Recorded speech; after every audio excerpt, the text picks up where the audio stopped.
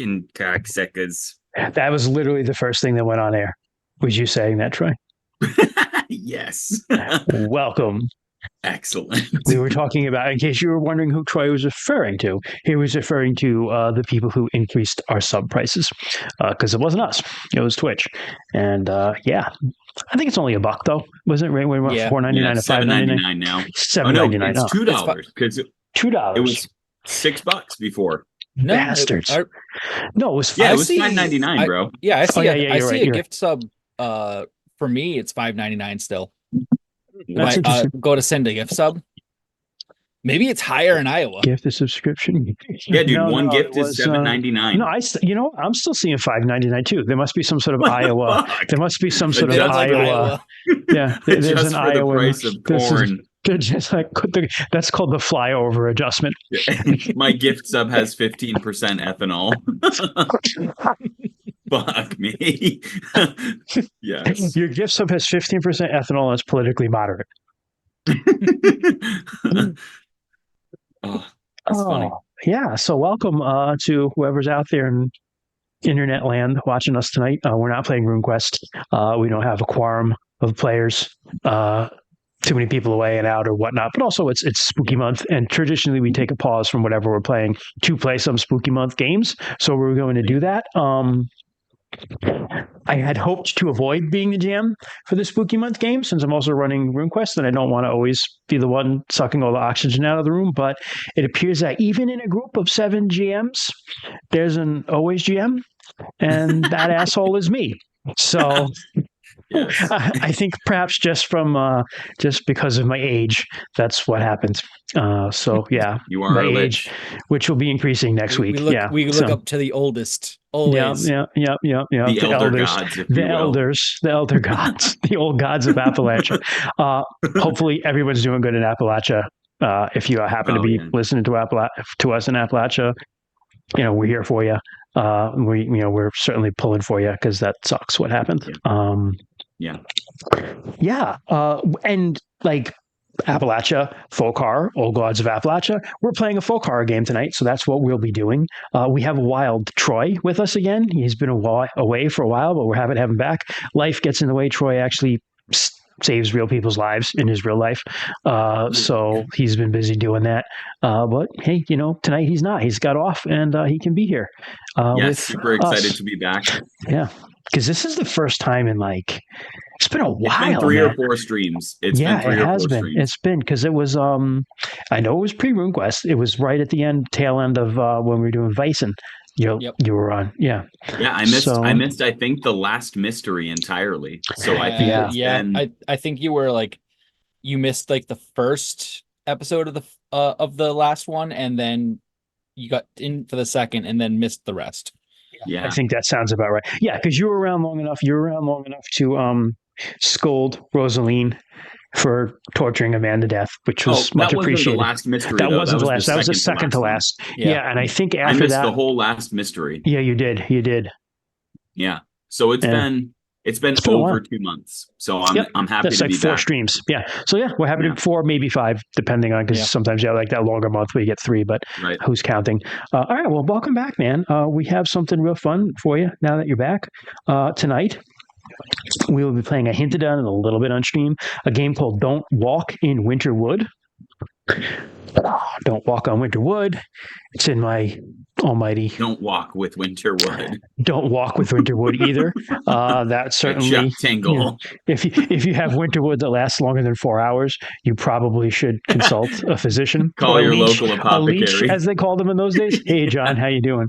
But it's Don't Walk in Winterwood, and it is by Clint Krause. Whose website I think is Red Moon Medicine Show, if I have that correct, redmoonmedicineshow.com. So it's a pretty cool little folk horror game. I don't remember where I got it, to be honest with you. I think I got it in one of those big itch bundles. But it's in my hoard, and I dug it out, and here we are. So I can't think of anything we need to announce. The other half of BlizzBot's in Disney being a loser, so that's something. Yeah. Loser. Yeah. Yeah, Loser. Noble Knight Games. The Superior So- Blitz is here. What happened with Uh, I'm looking. I just looked it up. It's you can. I found it in Noble Knight Games publisher Red Moon Medicine Show. Red Moon Medicine Show? Yep. Cool. Looks like they have a plethora of other spooky things by the Very at cool. least covers of their stuff. Very cool. Yeah. Christian, Noble I Knight's think great. this is going to be a one shot, correct? Correct. Yep. Okay. There's a possibility that I may be able to run the next game because I'm off of school next week.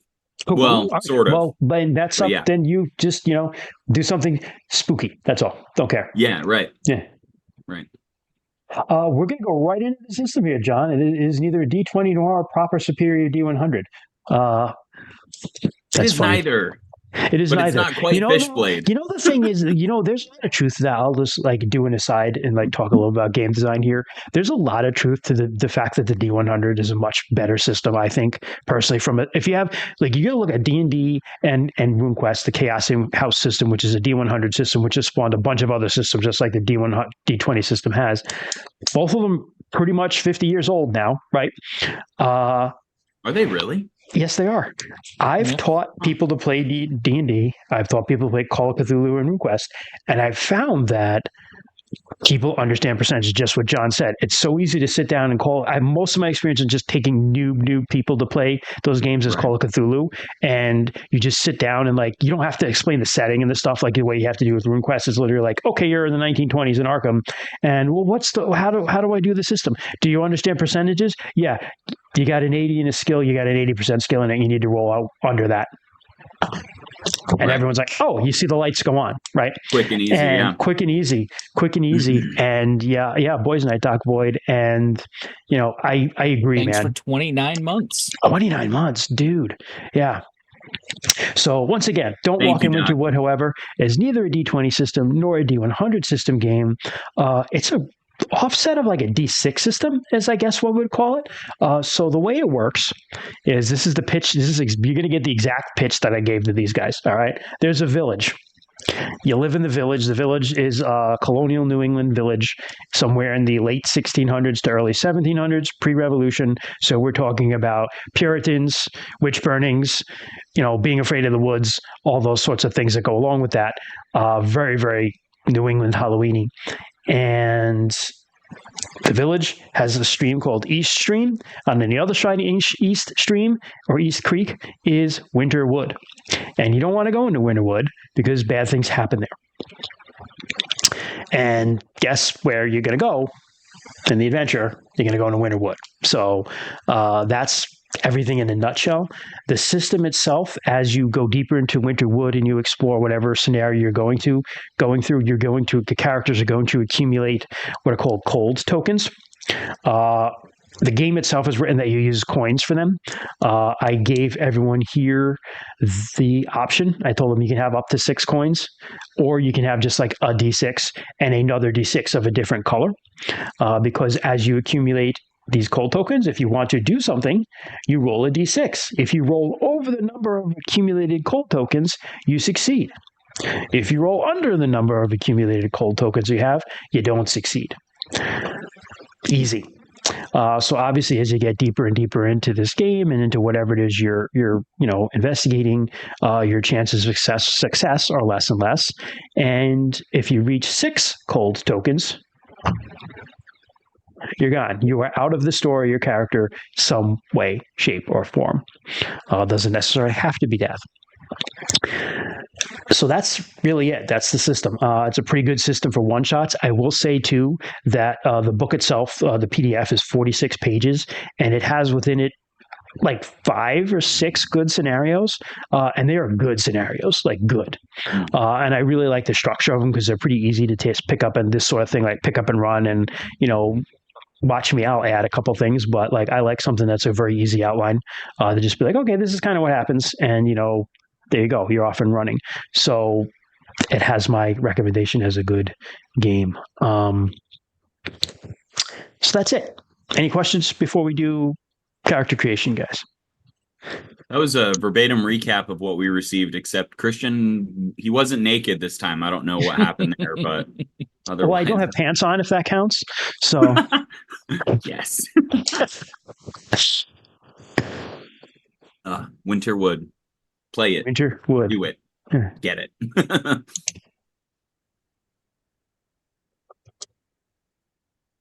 Hold on a minute. I have to answer John. I'm writing this book down. John just Holy shit, that is right up Christian's alley. Troy and I had a joke. We're joking around last week because we went to my family and I went to something local, Sturbridge Village, which is like a old village that it's not like historical reenactors where they like pretend they're in like the time frame that they're like, pretending to live in. They're more like a living museum. So it's like an 1830s village. And it's really cool because you park and you walk in and like everything's. I'm like, I would love to live in this place, especially if witches were in the woods, because it was like everything you could just walk through and it was all peaceful and there are no cars and everything. And you go and there's like modern day Iowa, right? No, Iowa you need cars because everything's like so far away from each other, right? That's true. But there's a guy who's like dressed in 1830s outfits, like as the blacksmith, and he explains how they do what they do and why they do it. But he's not pretending he's from the 1830s. He knows he's living in 2024, but he's just like, this is what they did and this is how they did it, and he'll answer questions for you. They had a woman baking bread, or they had a banker who obviously I spent a lot of time with, but they had like different people doing stuff. The banker was, they didn't have those back then. The banker was really interesting though, because what he was telling me was that so they had paper money was technically in existence like in 1830, like dollar bills and stuff, but like the people, like the citizens were like, yeah, but the last time America issued paper money was like right after revolution and you couldn't back up like the value of it, so fuck you guys, we don't believe in the value. So $100 bill would only buy you like $40 worth of stuff. They wanted actual like silver dollars made of silver because you needed like a dollar worth of silver to make the silver dollar, so it had a real value. Right? Shit. But what also happened was banks, like individual banks, would print their own paper money. So it would be like, this is a Citibank 100. And, Citibank backs it up. And that Citibank has $100 worth of silver in Citibank to back this up. And so you had all these different like paper money floating around from different banks. And also people who were just like, the Bank of Christian backs the, making like fake money. And if you were like good enough, you could pass off this fake money. And like there was like an epidemic of just like forgery of people just being like, oh yeah, this is a bank note from some bank that doesn't exist. And it was really interesting. Yeah. Financial fraud. As American as apple pie. Mankind. Yeah, that's right. This is definitely a goat, not a basket full of hay. You should buy it. This bronze is high quality. We all know the copper. This copper is high quality. Yeah. This copper is shit. No, sir. Anyway, I saw this great joke online. It was a meme about Ed Nasser, like an oracle telling him his name would live forever. And he's like, why will my name live forever? I'm just this fucking shitty copper merchant. Okay. So, guys, you live in the village. The village is anywhere you want it to be in New England in colonial times. Recently, let me get to my bookmark here. It's autumn. So we'll say it's early October, and it wasn't 70 degrees like it was here today. It's actually like early October, the way temperature should be, in a world that isn't dying. And yet. Through the end of summer to now, there's been a series of like very bizarre sightings, and the village has been on edge because about a dozen people have seen or claim to have seen this massive black bird either flying over their skies or flying over their houses or just sitting in trees, like kind of looking at them at the edges of their field as they worked in the fields, things like that. And some people have said that it's stolen livestock. Some people have sworn they saw it like with human characteristics, like a person's face. Some people think the other people are drinking, or perhaps in league with the devil, or things like that, because you guys are very, very Christian village, and some people think it's a sign that the devil has cursed the village. But everybody is very on edge. Yes, Troy. Is it the size of a regular crow, You don't know. according to accounts? It's just a large black bird. You've never seen it. Okay, but people aren't saying it's like the size of a human. All Or sorts of maybe. stories. Maybe. Maybe. Okay. Could be a raven. Raven, like when you see a raven, ravens are fucking big, especially compared to crows, and people don't know that, right? So unless you've actually seen one, yeah. Did I tell you that time that Logan found a dead raven in my yard and No. brought it over to me? God, they're huge, Dude, man. We were outside and I was sitting on my little tree swing chair thing. Yeah. And I'm just hanging out and Logan comes running over and he's like, Dad, look. And he just holds up this huge fucking dead bird. And I'm like, oh my God, no. Boys. Yeah. Barbarian and a wizard. Yeah. Yeah, literally. Logan would be the one carrying around a dead bird. So that's what's been going on. Very, very recently. Very recently, as in this morning, however, Sarah Cross has come running into town in a tizzy because her and her father were working on the farm. Tobias Cross and his daughter lived on a farm at the edge of town, very close to East Creek, very close to Winterwood. His wife had died, and he had not remarried. Sarah was his only daughter. They lived a little bit far out of it, not so far, but kind of on the outer edge and close to East Creek, which is right on the border with Winterwood. And she's come running into town, scratched up, sweating, hysterical, saying that this thing, they found it was perched overhead in a tree, watching them and just staring at them while when they went out to harvest their crops. And it just swooped down. It had this screech and just swooped down at him. And Tobias had told her to run, and he had tried to fend it off with his pitchfork. And she just ran and heard him scream, but she didn't have it in her to look back. She just ran into town. She knows that something's just very, very wrong. So that's where we begin.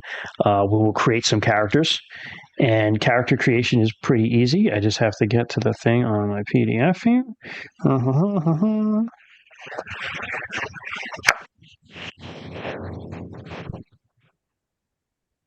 Nope, that's not it. Creating a character.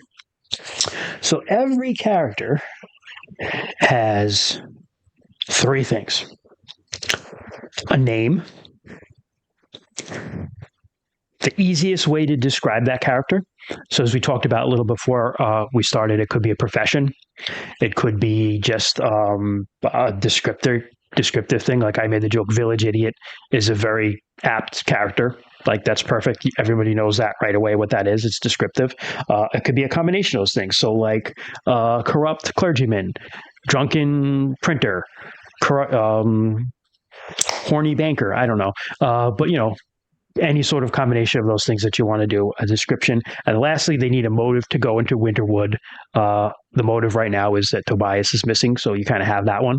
But the name and the concept is up to you guys. How old is the gal, Sarah? Sarah, I would say she's probably 13 or 14, too young to get married yet. But, okay. Yeah.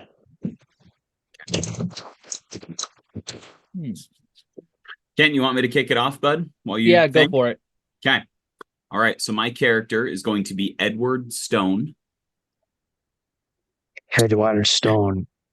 And there are two distinct things about Edward. Okay. The first is that he is a teacher in the community, and he's something of a village caretaker. So okay. He's a very prominent figure in the village. He probably helps out in church in some sort of unofficial capacity. Maybe he's one of the I guess I don't fucking know the intricacies of Protestant religion. So it goes very much depends on who they were. So the village, when we were last week, it was based upon a Quaker village. So they had a meeting house and just elders. And like the thing that was like funny to me was like there were pews, right? Yeah. But like everyone was like kind of shut off, like it had like a little like gate to like get into and sit down, and like the better ones were up front and had cushions and stuff, and like the worst ones were in the back. Really? But like Okay. your family had a pew. It wasn't like it wasn't like first come first serve, just sit where you Right. sit. So it's like the cooler you were, the better off you were, the more holy you were, you sat closer up front. And this is a place, Interesting. this is like a religion that's supposed to have like fellowship, right? And but there's still like that like I gotcha. stratification even there. So he could be like an elder or like an elder in training, depending on his age.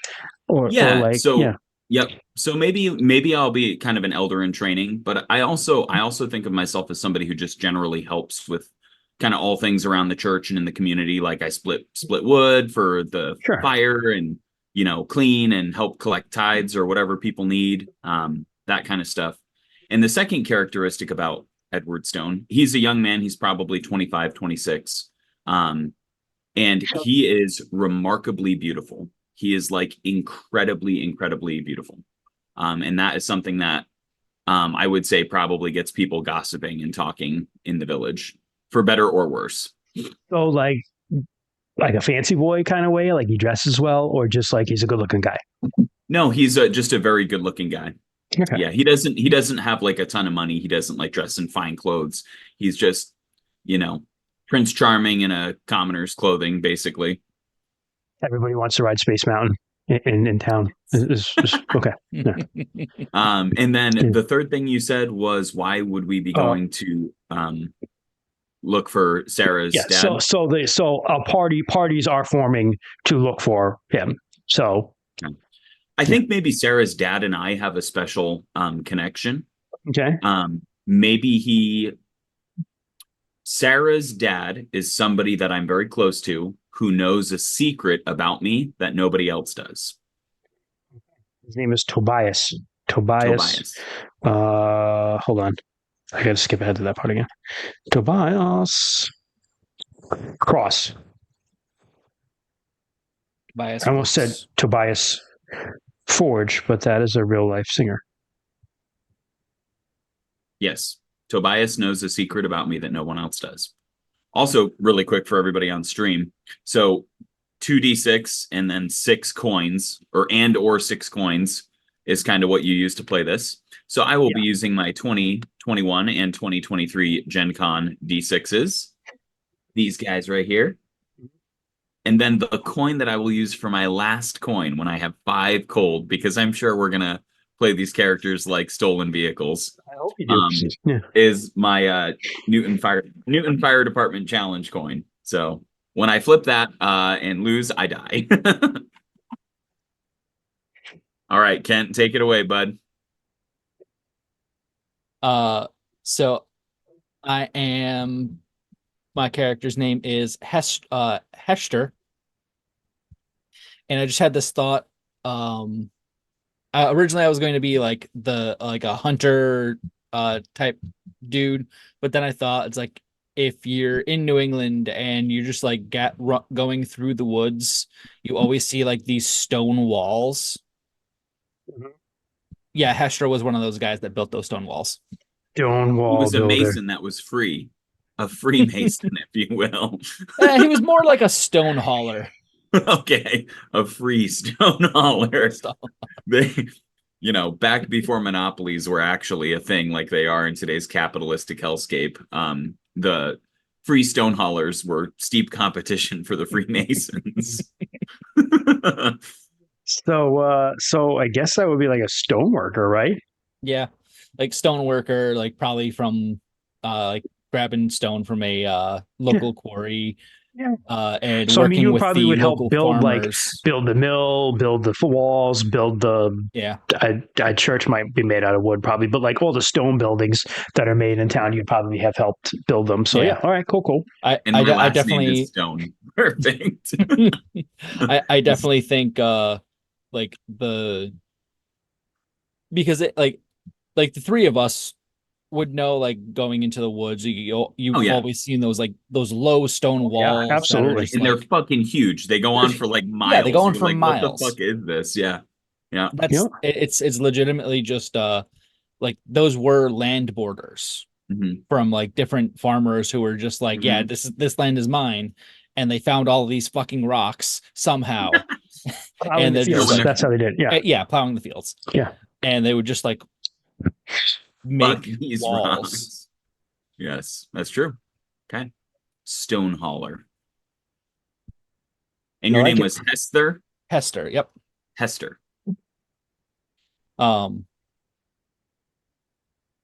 I think the uh for Hester, the good a good thing is like he was working with Tobias last to help put set up his land's borders, Okay. and he hasn't gotten paid yet. So it's like he needs to make It sure he's gives me alive. money. He owes me $5. What's your physical description of Hester? So Hester is he's fit enough to, you know, have like carry Grueling manual stone, labor. but like he doesn't look it to a degree. Like Okay. his general clothing is worn and dirty with his work. Yep. And he has, if you ever shake his hand, he's got big calluses from carrying stone, Mhm. placing stone, just working with his hands. Uh Older guy, younger guy. uh older guy, probably uh early to mid 30s, I'd say. Older. Jesus. Yeah, I guess, right. I I guess know. back then. Yeah. That's true. After 40, it's all downhill. I very much recently was talking to one of my younger coworkers and had used the phrase "when I was your age," and I was just like, "This hurts me more more than I thought." Yeah, it's painful, man. Yep. It's painful. Because like he was saying how it's like when he like as he is like he doesn't sweat very much, so he doesn't Son of have a like bitch. he doesn't have need for like antiperspirant, and I'm just like that's gonna change. That's gonna change because I'm that's how I was, like, unless it was severe right. physical activity, no sweat. But no, it's just like sitting down on a warm day, damp. Yep. I'm over here fucking packing Cubrexo wipes like they're Copenhagen. Just like, please stop sweating. You got all the corn sweats though. Yeah, the corn sweats. Yep. So Troy was talking about, like, this was a topic that came up where he's like, you used all the wipes and stuff to not sweat because you're like, I'm sick of my ass sweating. And then you sent this picture that was like your back of your shirt just like soaked with sweat. And you're like, nothing, it didn't work. And Kent, I died because Kent just replies, yeah, but your ass is. Yeah, but your ass is dry. Oh shit. Yeah. Me- Good times. very much so, because like the joke before that was Troy was going to use the wipes on his ass. And No, it just I did use Yeah. the wipes. It says like use So they one worked. wipe under each armpit. Yep. Like, and Amber's like, yo, be real careful. This shit's super powerful. And I just took this wipe and just wiped my whole ass. Just And it worked. Just everything Yeah. else on my sweated. ass. It worked Yeah, on working my your ass. ass. Your back was sweaty as shit, but your ass was dry. Fuck. As we descend into madness before the campaign. Oh fuck.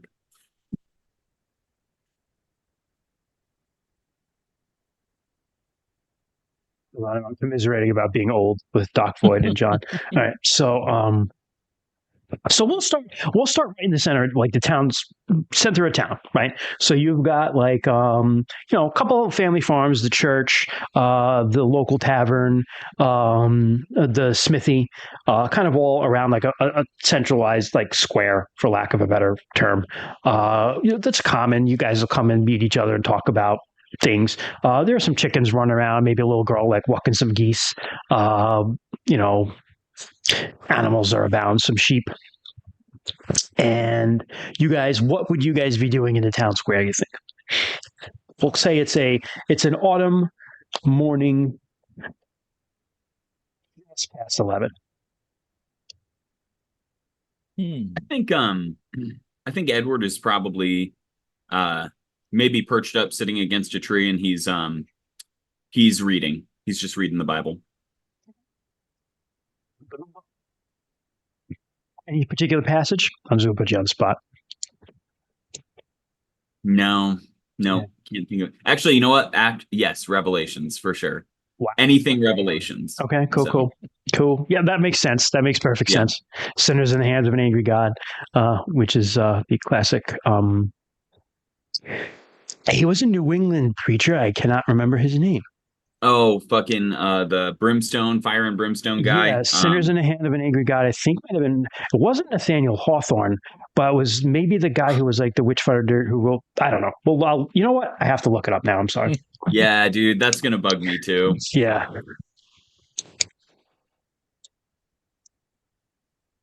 Jonathan Edwards. Jonathan Edwards. Jonathan Edwards. Sinners in the Hand of an Angry God. Yeah. He was a hellfire and brimstone sort of dude. So, all right, cool. All right, so you're reading Revelations. What about you, Mr. Hester? Hester is what, 11? You know, he's probably in town square. Like he was probably going to meet someone, meet a client to talk or get to work on some masonry. You were going to work with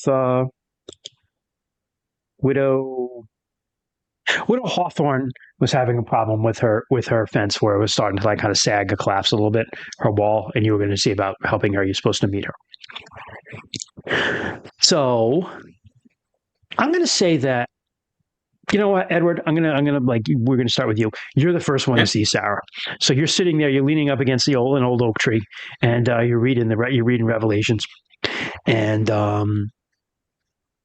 yeah, a particularly disturbing passage, right? Like, we're going to say, we'll go with it. It's the chapter. You know what chapter it is? God, why? I do not know why I always wind up somehow like quoting or talking about the Bible when we do this, and it's disturbing how much of it was written. I'm responsible for some of it, especially the Revelations part. You're reading the description of the Whore of Babylon and how she rode on like the beast with all these heads and like, you know, all that stuff, right? The Scarlet Woman, right?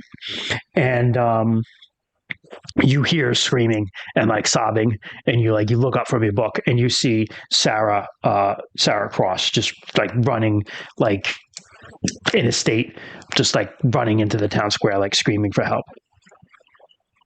I say I quickly stow away my book and just tuck it into my shirt pocket, and then I just get up and start running over to Sarah.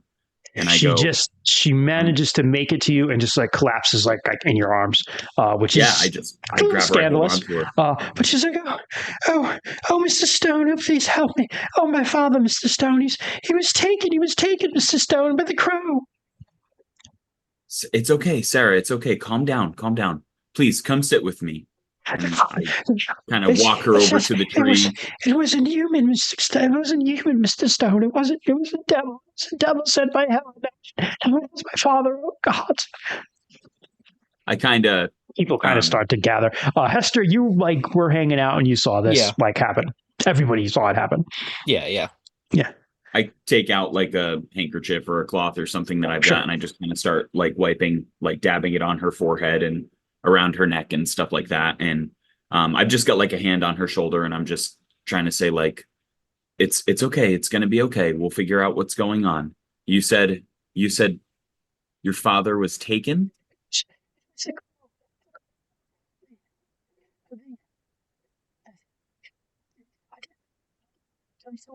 I really didn't, but it was in a field.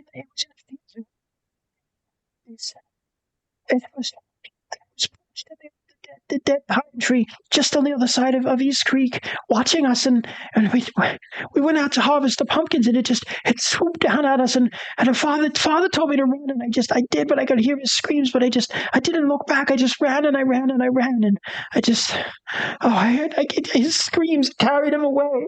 It just starts whipping. At this point, Jonathan Edwards, because why not?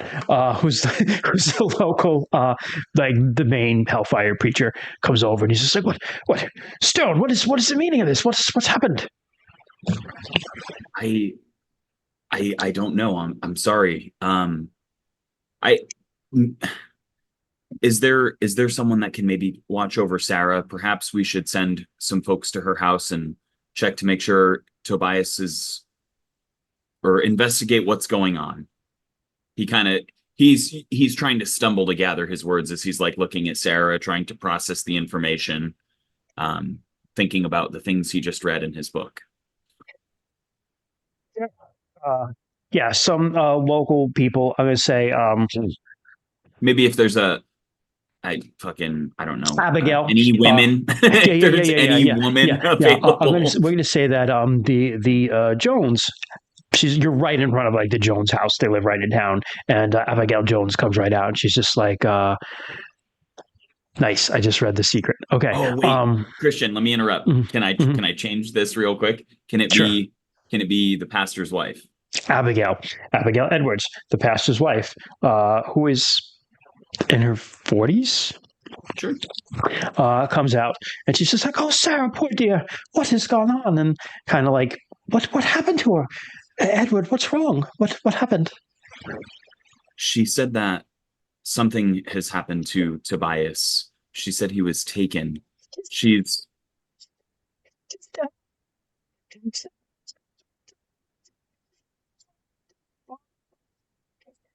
We're gonna gather some folks together, and we're gonna go investigate and see what's going on. Take care of her, Abigail. And I kind of like put my hand on her hand as I like hand off Sarah to her. And she kind of like eye contact, and then she looks to Jonathan, and then quick, "Come on, dear, we'll get you cleaned up. Don't you worry, the men will handle it." You look around, and of course Jonathan Edwards, the pastor's there, but you see Amos, Nathaniel, Thaddeus, and Jethro, because those are all the 1600s names I can come up with off the top of my head. A modern day Bob, John, Sam, and Tim. Pretty much, right? They're all like, just, like, what's happening? What do we need to do? Well, I think I just lose everyone.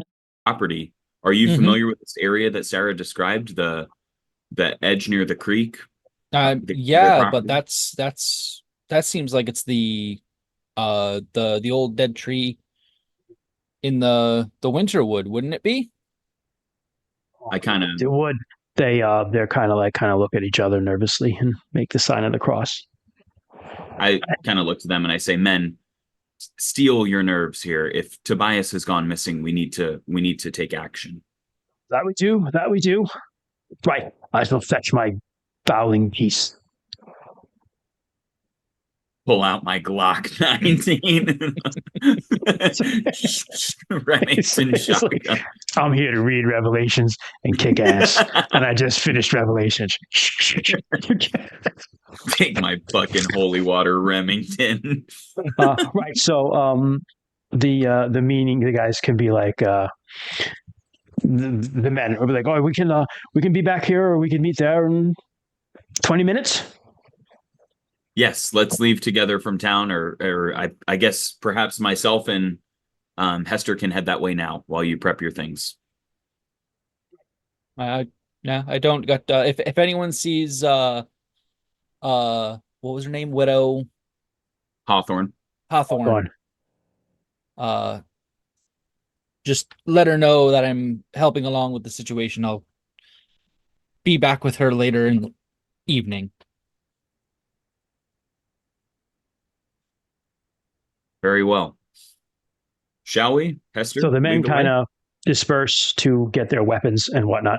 If you want to grab some weapons, I mean, obviously you would have every man has some sort of rifle or shotgun or something, so you can get that if you wish. Yeah. Hester I would would have have shotgun. something because he's Muskets. muskets. I guess I'll grab my musket. I'm not gonna say no. You said every guy's got a gun. Man, you gotta go hunting and stuff, right? I mean, Yeah, back in the day, everyone brought a gun to church. Hmm. I mean, is it any Uh, different now? Depending on where you are, I guess. Depends on the church, yes. Everyone's either strapped or there's not a gun in sight. Right. It depends on the state.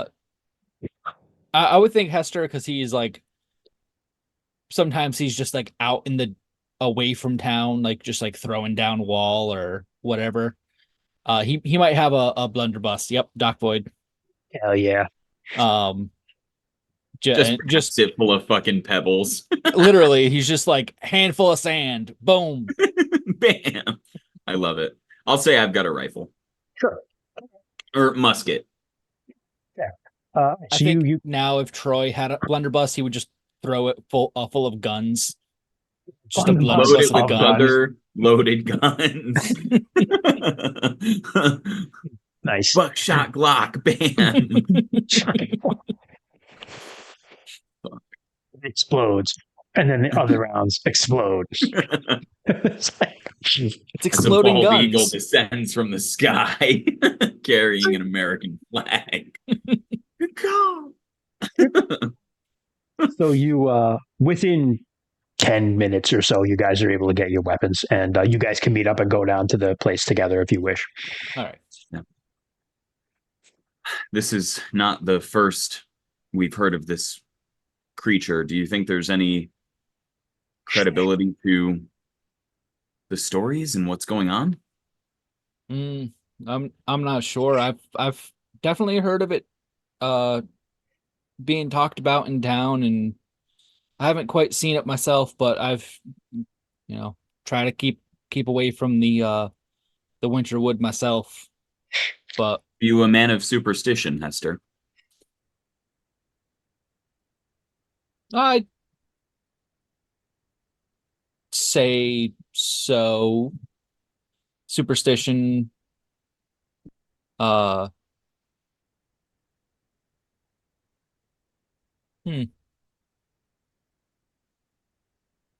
I guess for me, like as a player, like superstition is in form of context of like the time, and I am Right.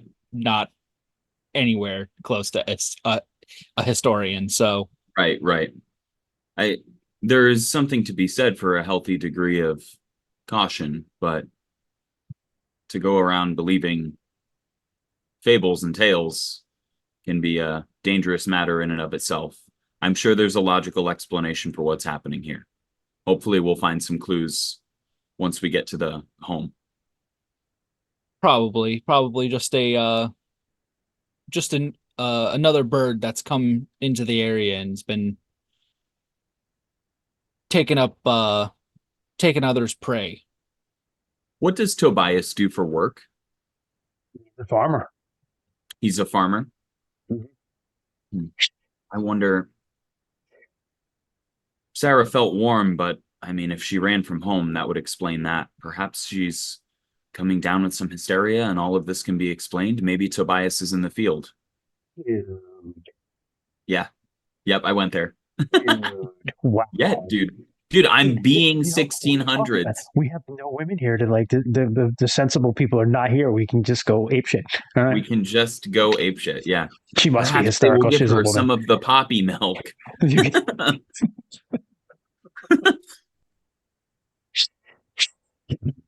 Yeah. Hester, regardless of what's happening, let's get to the bottom of this right away. Yeah, hopefully it was just an owl that decided to set up its nest close to their farm. Yeah, Hopefully we'll find Tobias there and relatively unharmed if he was attacked by Let such us creature. let us check the home first to see if perhaps he's come back from the field or something.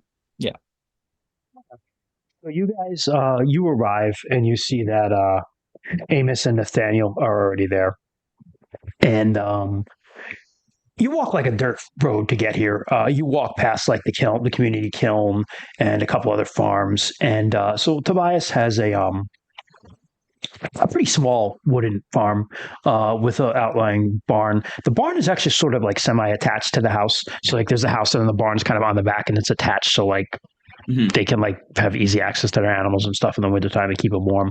There's a fireplace that kind of like heats both. He's got a field. The field is out back, directly abutting East Creek, and on the other side, the Winterwood. He has some decent stone walls, and some of you see like the beginning of your work, and you see your work, Hester, and you're like, oh yeah, he hasn't paid me for that yet. Son of a bitch.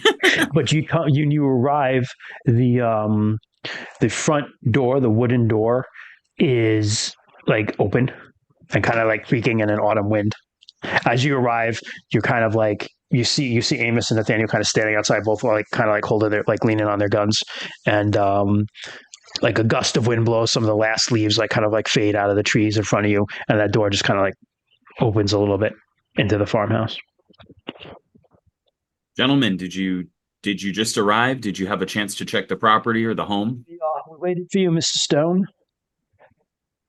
Very well. I recommend we check the stone. Nathaniel and who was the other one you said? Nathaniel and who? Nathaniel and Amos. Amos is like, reckon we should wait for Famous Amos. Jethro, or we like more people are better. Maybe we'll wait for Jethro before we walk the perimeter, but I suggest perhaps Nathaniel, you and I go around back towards the barn, and Hester and Amos, perhaps you check the main home. They kind of look at each other and they're like, oh, all right. Split the party, baby. Let's go. Our rifles. So it is Edward and Nathaniel going into the back. No, yep, Edward and Nathaniel going around to the barn, and then Hester and Amos into the house. Okay, so we'll do the house first.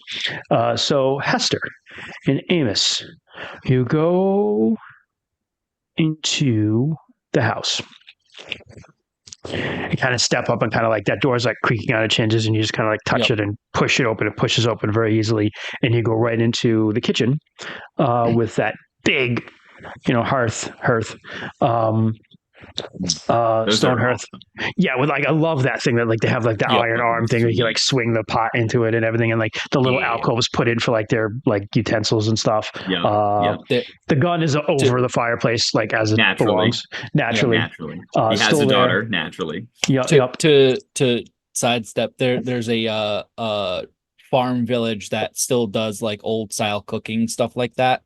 They I see it occasionally on like social media, but they do like the big things of chili, and it's just like a whole like not like a Sturbridge Village type of thing, but like it's just like a farmhouse. They do the cooking, they do that, like you can go around the property and then like everyone eats together. That's legit. Oh yeah, family style. Awesome. That's pretty cool. A commune. Yeah, it's literally like a commune. That's awesome. But that is pretty cool. Hester's going to, as he steps into the house, he's going to call out, Tobias, are you here? Are you unwell? No answer. You see that the morning's breakfast dishes are still kind of on the table. Not unusual. I mean, you would typically eat breakfast if you have to get out early to the field. You would just eat and come back and clean that later. You see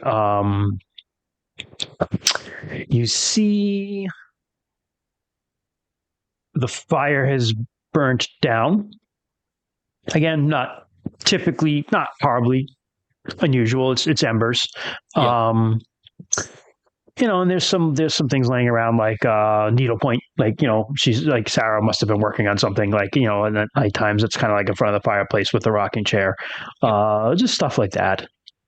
A couple books, not many, just two, literally a couple books. One of them's the Bible. One of them is exactly the Bible. Yes. Yeah. And the other one is, you know what? The other one is like a The kid's Book book of of Mormon. no. The Book of Mormon wouldn't have been around yet. It is a kid's kidding. book of like rhymes and like like a school book basically. Yep. Yeah. Naturally Christian. I I can't say I wouldn't say I know exactly where we are in New England, but I know we're not in Rhode Island. How do you know that? The Puritans kept out of Rhode Island. Yeah, they Did did. they really? Yeah, they did. That's the whole reason for the founding of Rhode Island was people wanting to get the fuck away from the Puritans. Yeah. Look at us heathens, huh? Yeah, we were heathens. Yep. The OG DMs after dark. Mm. Nice. Nice. But yeah, Hester will and Amos, I guess, like we'll probably just like split up. It's small farmhouse, like maybe Yeah, it's two, literally like three, probably yeah. at most. You've got this room that you walk into, a back room that is like Probably for bathing. yeah, basically bathing and storage. That's also the room that kind of abuts the barn, and Yep. part of the barn is like kind of like a little bit of there's like a digging into the ground like a cold cellar stuff for the wintertime. Then there's an upstairs that's like literally 2 bedrooms. No, you know what? Not even. It's like a bedroom, and it was Yeah. just like his bed and like a trundle bed that she like came out from under and like like pulled out and like she slept on that one. Mhm. Yeah. Okay. Nobody home. I mean, if you want to search, you can roll because why the hell not? Yeah. You'll automatically succeed because you haven't had any cold points yet, but roll Yeah. anyway. And because it's 3. fun.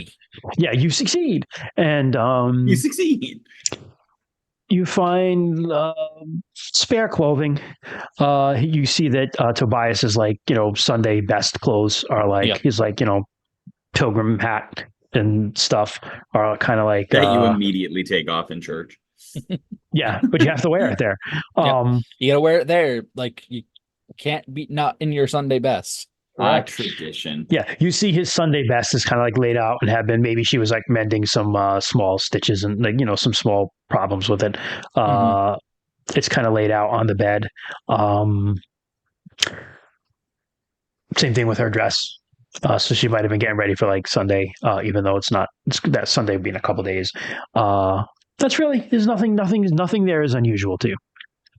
Okay. Well,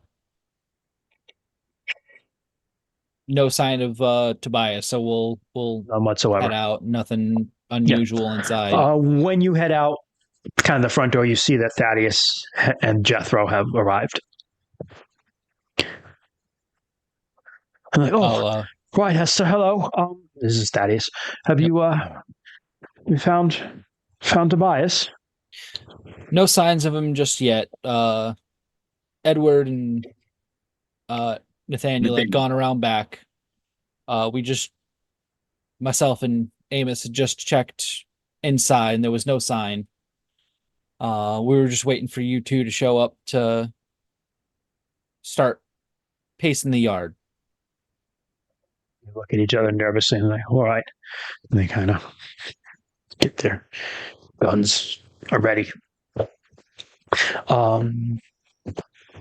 Edward, you and Amos go around back. Okay. You're greeted by a sheep right away. Actually, no, a goat. A goat.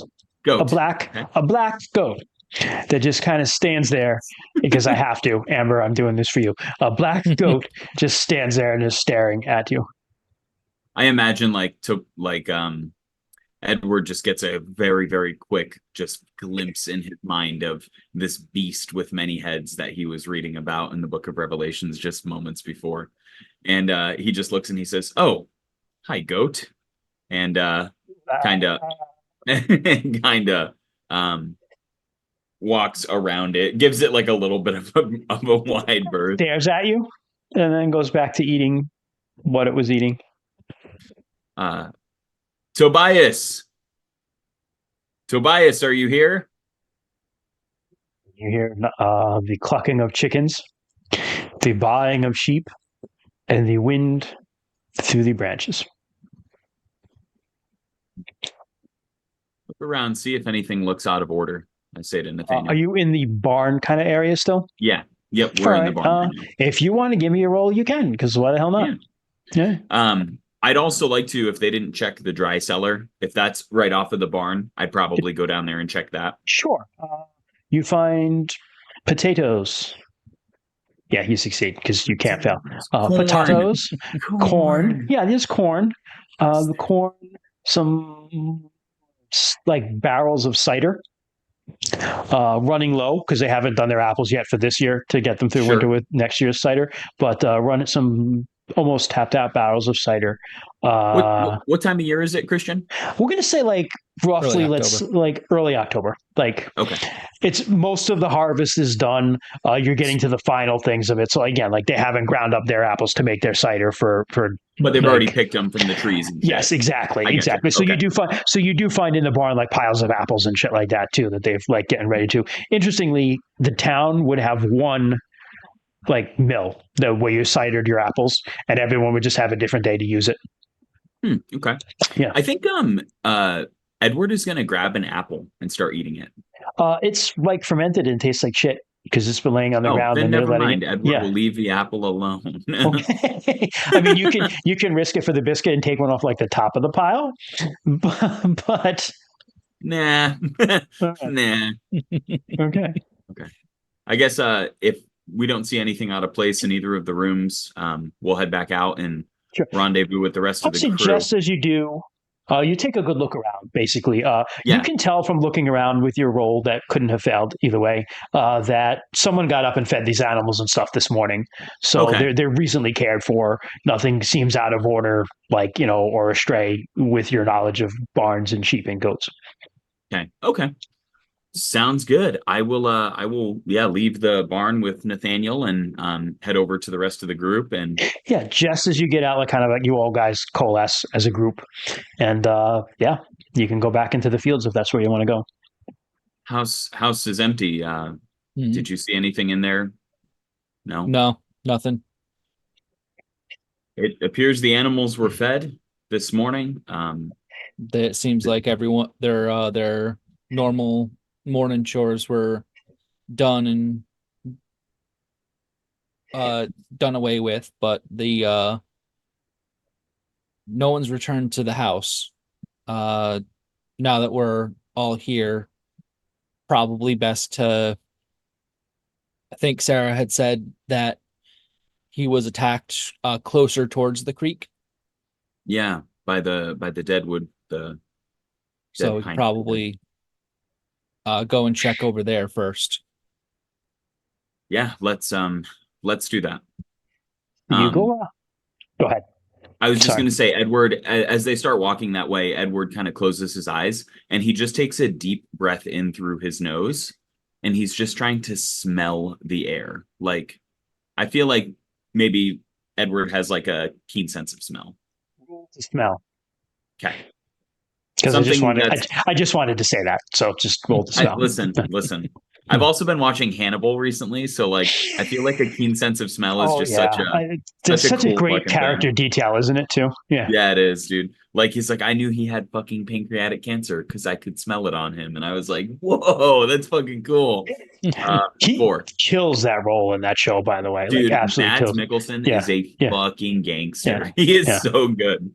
He is so good. Also, that's not beyond the realm of possibility either, because there's dogs that can smell when people will have seizures and Yeah. fucking diabetes and shit like that. Like there's literally dogs that can smell those things. So I only it's learned not this- impossible that No, people I could. only learned this recently, like literally this week, that I never knew this. Like, apparently there are people who can like smell ants, Mhm.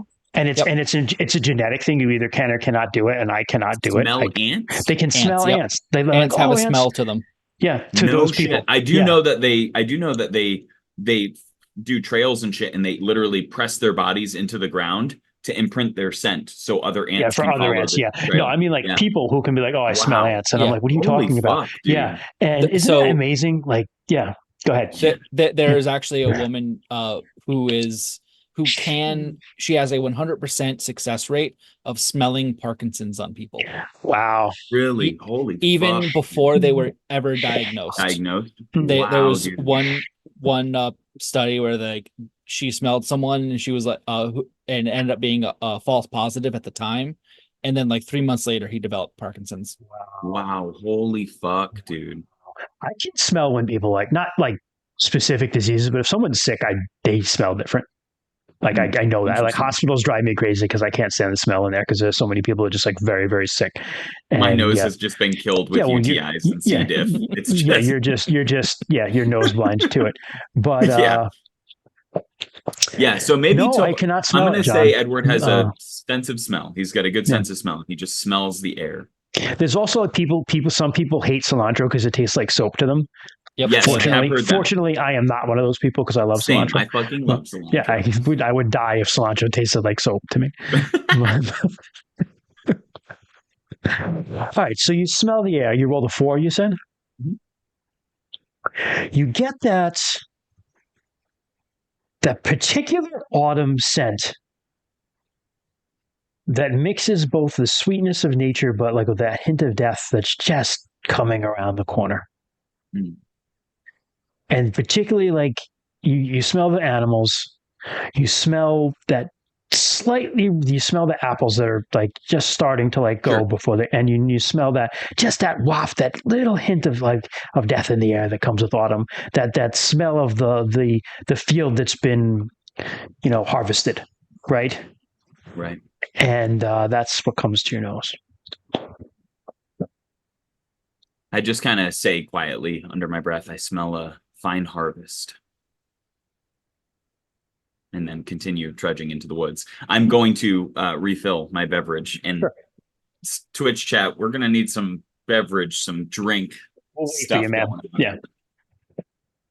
Some drink stuff going on.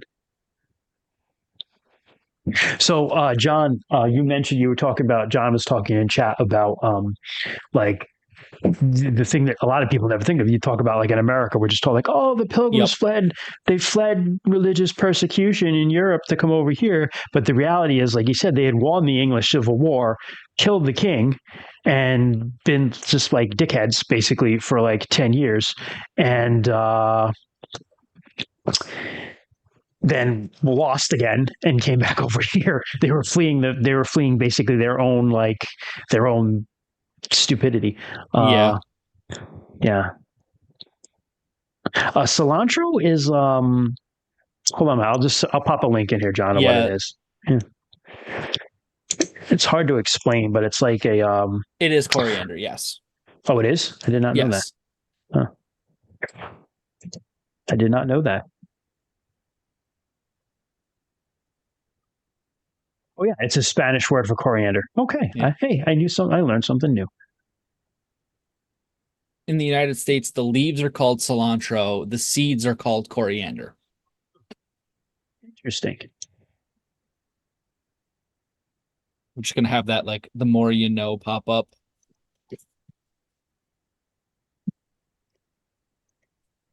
We endeavor to educate and entertain. Yes. And imbibe. Yes. As I'm sitting here with a full handle of vodka. That looks like a Deep Rock Galactic mug. I was playing Deep Rock Galactic like all day with my son because they had Rocktoberfest, but it ends this week, and we needed to get leader. You had to do like a certain amount of missions to get like the downloadables. So we have these like sausage hats. It's like a tuba with like sausages hanging out, and we got lederhosen. Nice. Yeah, but it took us all day.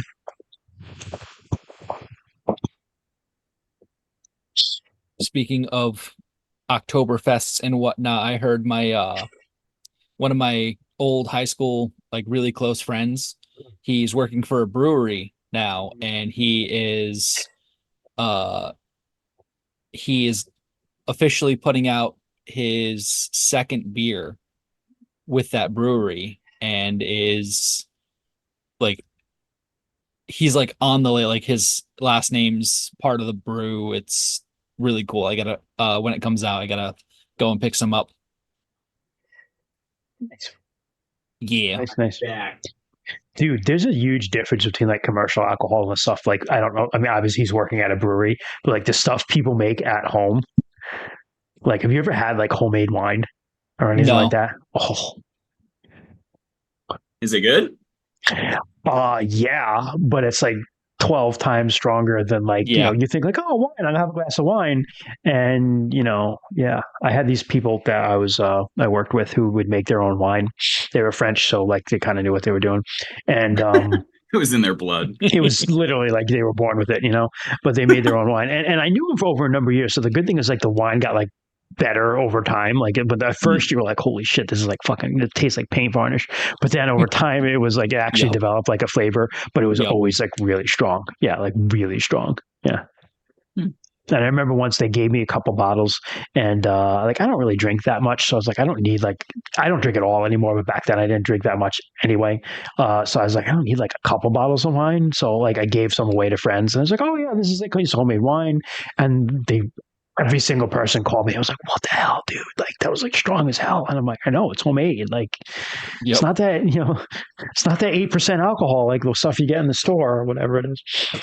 Yep. But anyway, yes. So you smell a good harvest, Edward. Okay. And you walk out the back of the barn into the field. So behind the house is like the fields. And We already went over this when you were gone. yeah, Troy. it is actually coriander. It's yeah. yes. Oh It's shit! just- yeah, Coriander it's- is dried cilantro. No, Yes, it it's is. Go ahead. in Yeah. the United States, it's the seeds of the plant. The leafy we call the leafy stuff cilantro. So because cilantro is the Yeah. Spanish word for it. So we just use the Spanish No word for the leafy shit. part of the plant. Yeah. Holy fuck! I did Well, not sorry know for that. my I always ignorance, thought, boys. I always thought they were two Wow. different things too. Yeah. Holy fuck, dude. Well, I learned something. There you go. Yeah, we went over that too. Or So like the it's the more seeds you of know. thing. cilantro are coriander. Yep. And cilantro is the Spanish word for the leaves. Or coriander. Yeah. Or coriander. Coriander. Wow, Yeah. dude, that's fucking nuts. Yep. Yeah. Damn, son, I'll drink to that. For cilantro.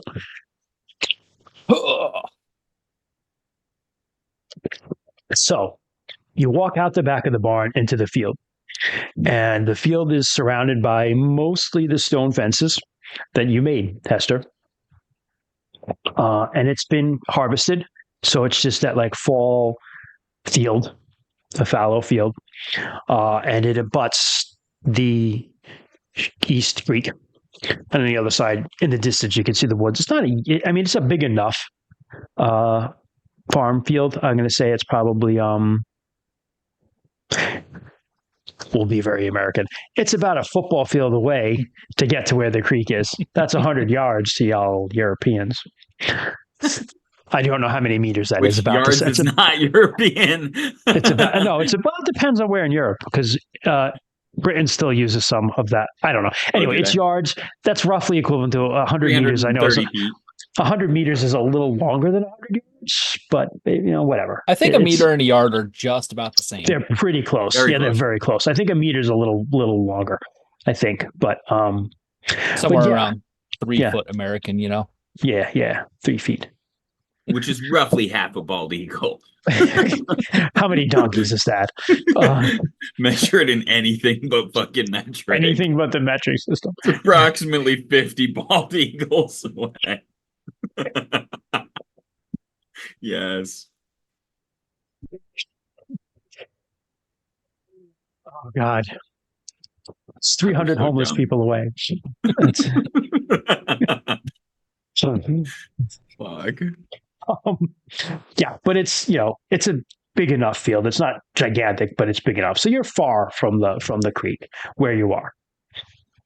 But looking out over the place, you can see about probably 2/3 of the way towards the creek. You see something a couple things laying on the ground.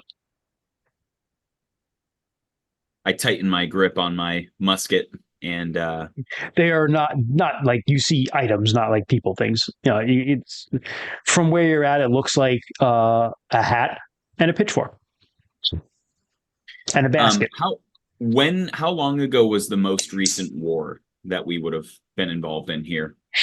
I'm going to say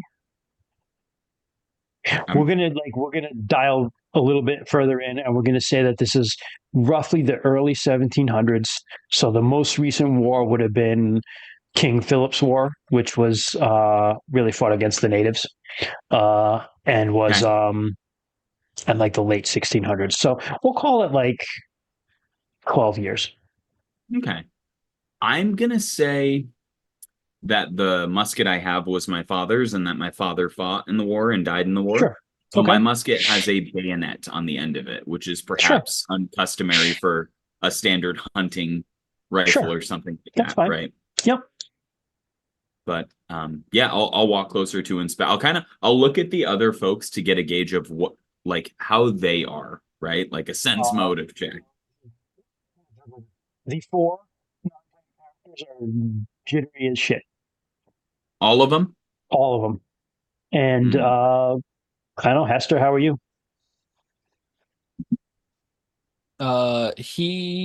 Hester is anxious.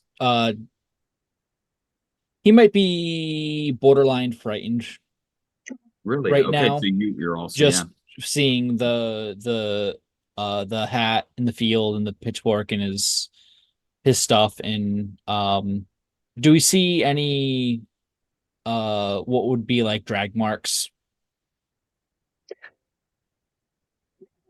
Just because, even though you can't fail yet. 3. Yeah. Okay. I'm using it in my mind to like say like how much information to give you, right? So yeah, you see like you spend some time out in the woods, so you know your way around some tracking.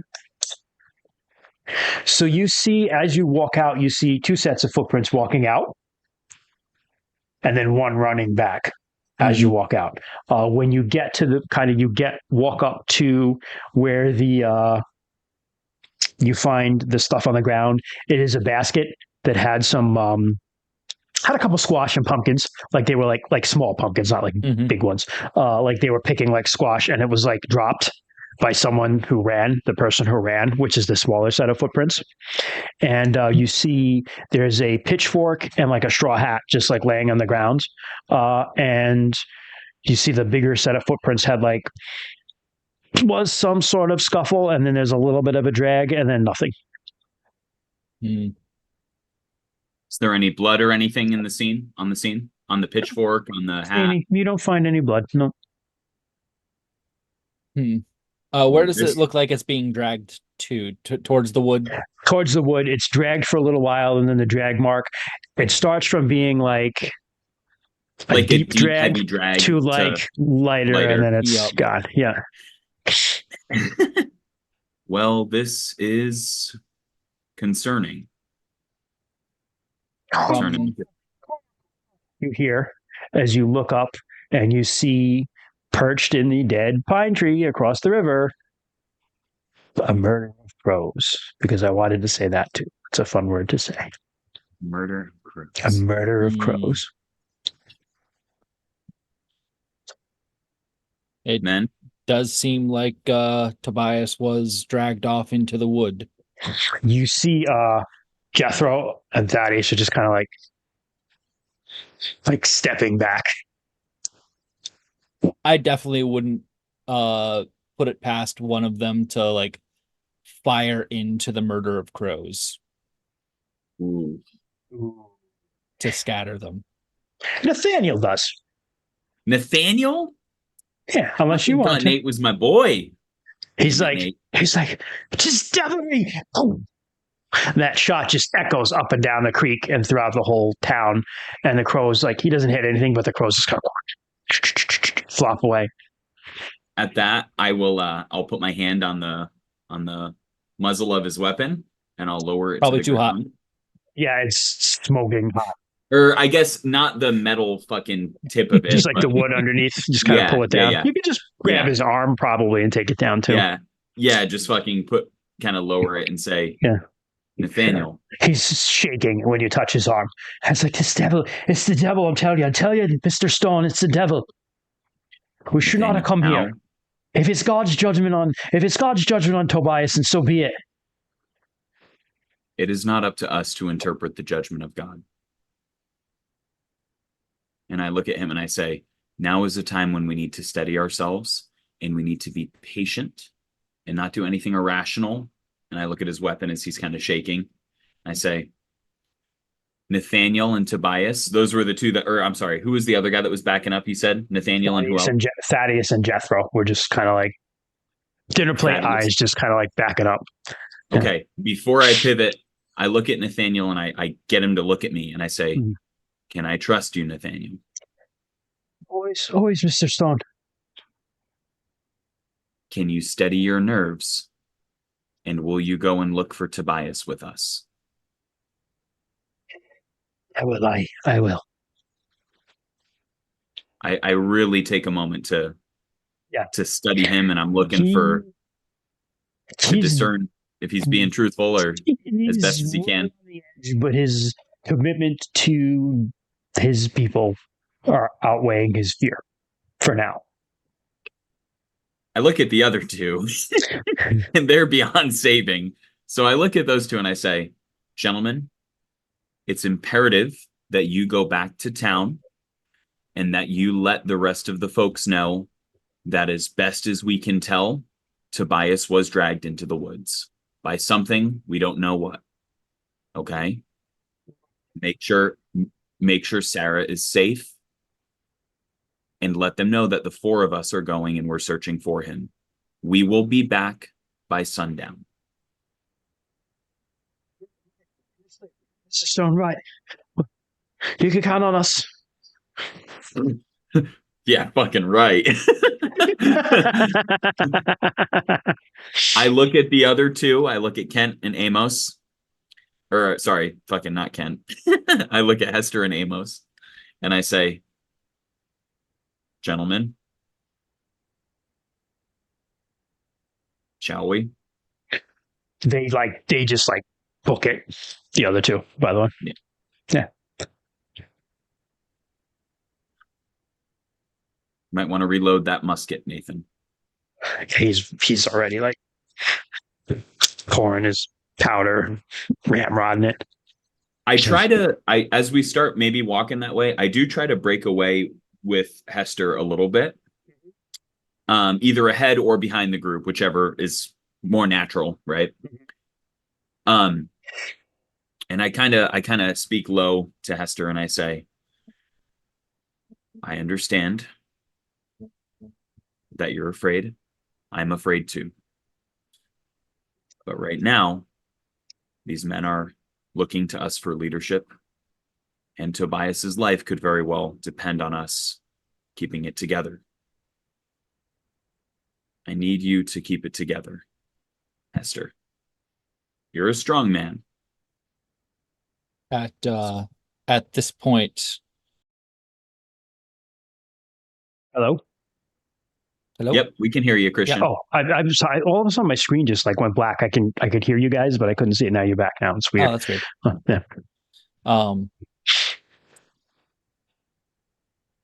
At this point, Mr. Stone, I'm not sure if it would be a person we'd be finding anyway.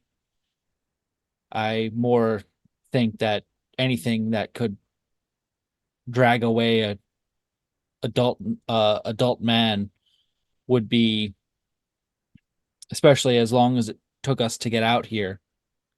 I think we're looking for a body. That is a distinct possibility, Hester. There are large animals in the woods. It's certainly a possibility, but now is not the time to plant seeds of doubt. It's harvest season. Let us try to find some hope here. Until we're proven otherwise, we have to assume that Tobias is alive. He very well may be hurt, but no matter what condition he's in, he may need our help. Let us pray that is correct.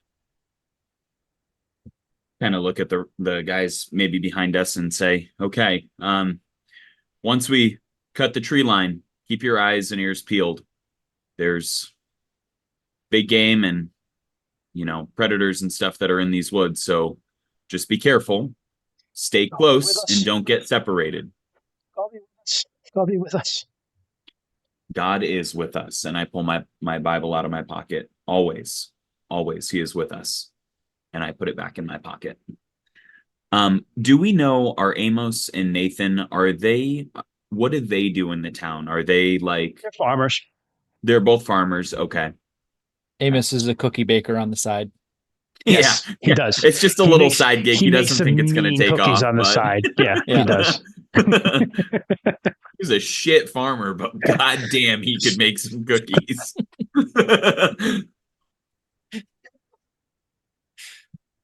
This is the 1700s version of like an influencer. Like, what the fuck? You can't bake cookies for a living, you idiot. You can't make TikTok videos for a living, you idiot. What are you going to do for real work? Fuck you. Here's my cookies. Oh, shit. Okay. Do we have to cross the stream to get to the, You have to cross the Mhm. stream. is it like is this a big deal or is it like a smaller? So Okay. if you I mean, if you want to just slosh through right there, you could. You're just going to get wet. If you wanted to go up or down one way or another, and you guys know it well enough to know, like, okay, if we go down this way, there's some stones we can kind of like walk across and not get like soaked. Yeah, we It- probably it- don't want to be soaked Yeah, this no, time of it- year going into Mm. the woods. Yeah. Lead the way, Hester. You're probably familiar with this area as you're literally building a fucking stone wall Yeah. for the people. Sure. Yeah, Hester would know where So the you know that, like where the part of the stream, that creek that runs behind Tobias's farm is that's pretty slow and deep. It's kind of like he's got like a pool down there. There's pretty good fishing, in the summer and the fall. But you can't. Obviously, you could cross there, but it gets, if you're really unlucky, up to waist deep if you go like through the deepest part of it. So you don't want to go there. So you head south a little bit. You only have to go about 100 feet or so, where you find kind of a rocky rapids where it's a little. The water's much shallower. You just have to step kind of from rock to rock, and a Sure. couple times heading over, you kind of have to steady. One or two, you slip a little bit, and you kind of have someone else steadies them, and you get over the stream. Okay. Into Winterwood. And you kind of you all get over. The last person to cross, I'll say, is Nathaniel, and he slips right at the end. He kind of grabs you, and you grab him, Hester, and you steady him, and you pull him up, and he's like, "Oh, thank you, Hester." And then you kind of like everyone kind of like dusts himself off and everything, and you're kind of like, "Oh, we made it." And then you realize where you are, and you turn into this woods, where it's an autumn wood where the leaves are off the trees, and it's just deep and quiet. And Edward, as you turn and you look, you see a rabbit sitting there. Not as much underbrush now in the autumn, so you can see kind of the ground pretty easily. And there's a rabbit sitting there at the base of the tree, just kind of staring at you.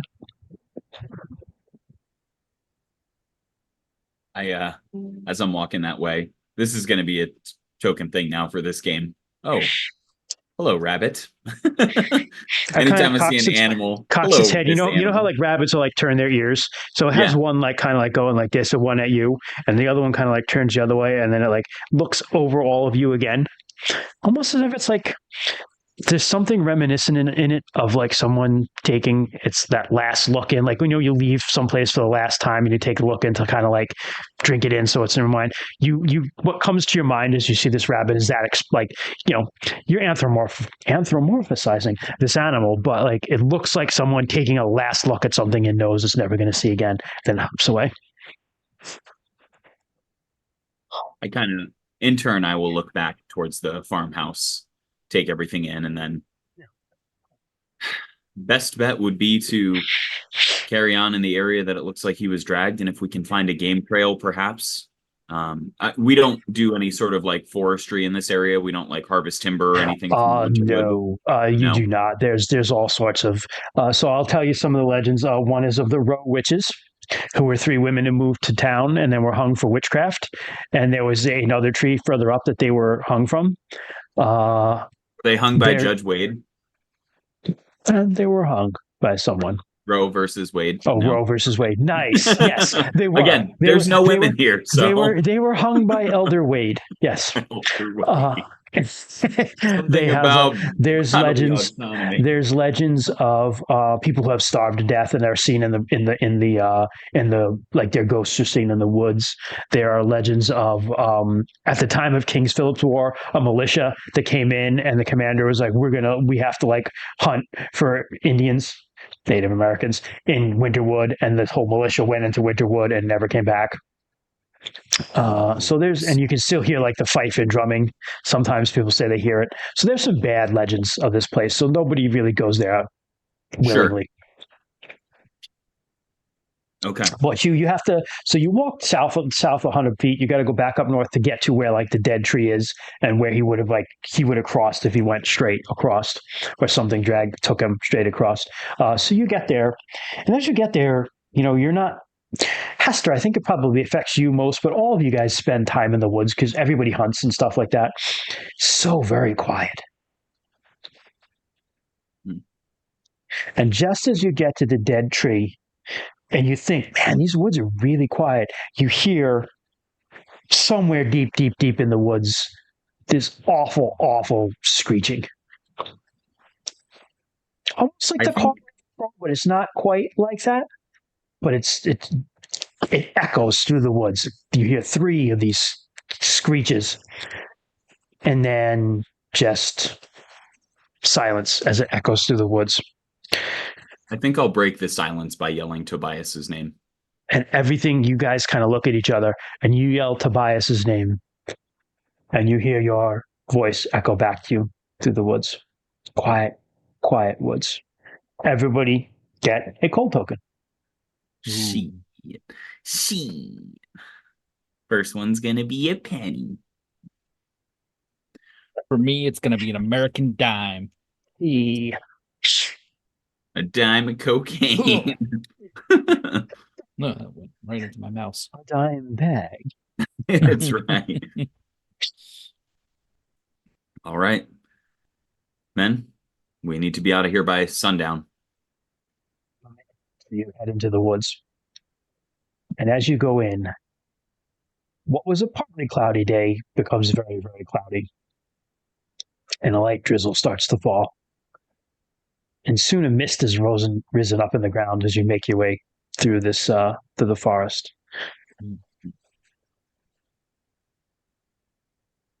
Are you following a pattern? How are you searching? I think we're probably fanned out just a little bit, but okay. But everybody has visual contact with at least one other person. Like if we're fanned out, you can see him, he can see me, they can see. Yeah. You know what I mean? It's the order of people. I think we're probably pushing, so we're all roughly the same distance. Yeah, but into the woods. North to south. Oh, yeah. It would be north to south because we'll say you're going west. But who's the north and most and the southernmost is and who's in the middle? Like oh, fuck, I don't know. Kent, what do you think? But Hester would be at one of the ends. Okay. I'd say the southernmost. Okay. I'll say I'm the middle northern portion. So you have Hester, we'll say so you have Amos the most of you. Someone. Yeah. So north to south we'll say it's Amos, Edward, Nathaniel, Hester. Okay. So you push into the woods and calling out, I guess, names. Just calling for Tobias, looking for clothing, looking for blood, looking for anything, a fight, struggle. You push into the woods and you walk for a good while. You're not quite sure because it's raining and you can't see the sun, so you can't keep track necessarily of the time. But you've been doing this a while, and you haven't heard much in the way of wildlife. The only sounds of the wind through the trees and that sound of like wood knocking against each other when it's windy, and that the rain just drizzling down on all the leaves and everything, and calls of crows. You see some of them; they seem to be watching you. Whenever you get too close, they kind of scatter and fly away. But you see caws of crows, and as you push in, you hear screaming from Not screaming, but you hear Amos, northernmost person. Oh, what? What? Nathaniel, what's that? Come here. So he is the one that is closest to me, correct? He's the farthest north, but you see him. Yeah, you see him looking up at something, and he's like, Okay. just like kind of like back to a tree. Okay. I yell out, Nathaniel, Hester, to me. And I start running Yep. towards Well, Amos. Okay. head You towards. get to him, and you see he's looking up in a tree, and high up in the tree is a nest. Of like a fuckload of crows, or what's the? That's a Or nest just made a of just like a nest. just a nest, but it's a really big nest. Like biggest bird's nest you've ever seen. Like a person could be in this thing. I look up at it. Are there bird droppings around the area where we are? Are there Find some bones? Are laying on there the ground. bones? Okay. All typical. I look at them and I reassure them, all typical. This is some pretty. I'm going to There's a sheep kind of skull survey. right at the base of the tree is a partially decomposed sheep skull, and the single eye hasn't been picked out, and it's just kind of looking at you as you're like, "Oh, this is typical," and he's like, I mean, it still could be. Yeah, large It could ass be. fucking eagles and shit. We could- Yeah. "Yeah, it could be an It eagle. could Be an eagle's nest. be." Yep. The one way to find out is just, like Hester he's gonna climb the tree to check on the nest to see if he can. Give me a roll. You got to roll over. Did you have 1 point of cold so far? You rolled a one, didn't you? Ken falls out of the tree and dies. Yeah. The tree is too wet for you, and it doesn't have any low enough branches for you to like. Oh, You're we just kind gotta of like hurt him a little, Christian. Come on now. Yeah. And so you're trying to kind of like do that, and so Nathaniel like overcomes his fear and he's like, "Come on, I'll help you up," and he pushes you up into a branch, and you kind of like you manage to get a hold that way. And you climb up a little bit, and you just get to the top of the nest to like look in, and you see just as you peek in, you just get a peek of another bone like in there that looks, and you're like, those kind of look like teeth marks, like someone, like a human chewed on it, and then the Mhm. branch breaks and you fall out of the tree on Nathaniel and knock the wind out of yourself and out of him, and probably you're not hurt, but you'll feel it in the morning. Let me put it that way. Yep. So, Yeah, and being mid-30s, you will feel it not only in the morning for the next couple of days. You'll feel It actually will kill you roughly a month from now.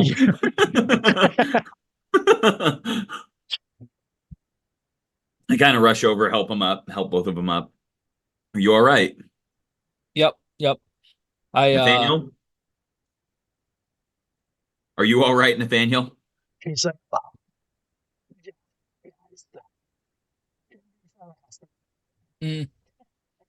Probably felt like a ton of bricks. Shit, takes brick out of pocket. Yeah, sorry. My ass brick hit you in the head. Oh fuck. I kind of help you up. And Hester, what did you see? Anything? There are more bones up there, and it's like that branch broke. I did see a peculiar bone. It could have been just my mind playing tricks on me, but it kind of looked like it was a human had gnawed on the bone. I kind of sigh a little bit. Didn't look like a bird of prey. Hester, are you well versed in wound patterns and animals of prey and that kind of such thing? Not particularly, but so it may not have been anything abnormal, perhaps. It may not have been, but okay. looked like no beak mark that I've ever seen. again, it could have just been that quick glance that I saw in it, the movement of me falling out of the tree. I kind of look at the others in our group to see how much that maybe unsettled them before deciding if I need to climb the tree. They're really fucking unsettled. Fuck. Okay. I look at them and I say, very well, Hester. We should go back. I- we should go back and get more men. Let's not get too hasty. I will climb the tree and either confirm or deny what it is that Hester has seen. I have read on and studied such things. Hydrate. Hydrate. Ken, 100% I could see a chewed up human corpse up there done by other humans, and I'm gonna come back down and say, no, Oh yeah, everything's yeah. good. Fine. Yeah. I'm gonna gas Everything's every fine. living fuck out of you right now. I There's climbed the nothing tree, out of the ordinary. That bird I- clearly had teeth. just pushing a half-eaten man back into the nest. It's fine. Body falls out of the nest. Right at your no, Takes feet. human skull up, tosses it over shoulder. I'm gonna roll, climb the tree. Climb the tree. 4. You're over a 1? 4. Okay. 4. You are younger and more spry than ancient Hester. So you're able I've to like been climb. taken by arthritis. Yeah, you're able to climb the tree easily. And you get up into the nest. It's fairly barren. It looks like nothing has been here for a while. But there is a chewed up leg bone of a sheep. And you're like, oh, it kind of does look like human teeth marks on it. Are there any other bones up there that don't look suspicious that I could toss out of the nest? Yeah, just to see how lucky you are. 3. Yeah, you find a rib bone. Okay. I will. Still got like some like wool and stuff on it, but other than that, Sure. looks yeah. I'll hold it over the edge of the nest as I'm towards the top of the tree, and I'll say, well, this looks like a rib bone that belonged to the unfortunate fellow below us, and by all accounts, it looks fairly normal. And I'll drop it out of the tree for them to inspect. Yeah, they look at it on the ground and they're like, And I'll take one more peek at that other bone as I start making my way down the tree. it's been chewed up. Fuck. Damn it. Perhaps Kent has the hysteria that's taken Sarah. Milk of the poppy should help. You get some opium. You get some opium. Oh, Wait for everybody's Kent to come. afraid? Opium. Okay, perfect. Angry? Opium. Shit. Doc Void with the she. Yeah, Dude, I love how that's my fucking DMs After Dark card. Like It's awesome. it says she. Troy every game. yeah. So Oh, I have Hester, it, you bounced for this, No, he but can I hear. He held can up. No, hear. I could hear you. Oh, yeah. you heard. Yeah. Okay, perfect. All right. Yeah, climb back down and say it's I think it's getting late, Mr. Edmund. I think we should go back. I really do. I think we'll probably wait till morning to come back. I really think we've done all we can. This is Amos. Amos, I hear your concern, and we will certainly be back before nightfall. We don't want to be caught out here in the woods without light. However, in situations like this, time is of the essence. Just as we would not want to be stuck in these woods alone, I'm sure Tobias is the same, especially if he's maybe injured. We need to press forward.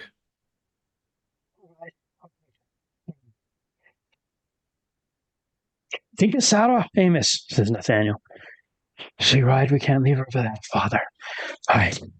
It's bad enough she's lost her mother. And Yeah. I'll dig that one in just a fucking little bit. Yeah, you just a see little that bit. he kind of like fucks Yeah. up and like yeah. Yeah. All right then. Men, let's continue onward. We'll use our voices to cover a larger distance, but let's stay a little closer. Besides, if we're yelling and screaming and making a bunch of fuss, that should scare away any sort of predators.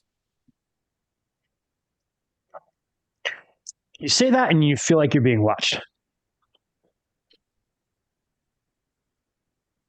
Let's go. Roll for me, both of you. Both of you roll. Okay. 6. Okay. 6. Damn. GB Okay. 2021, baby.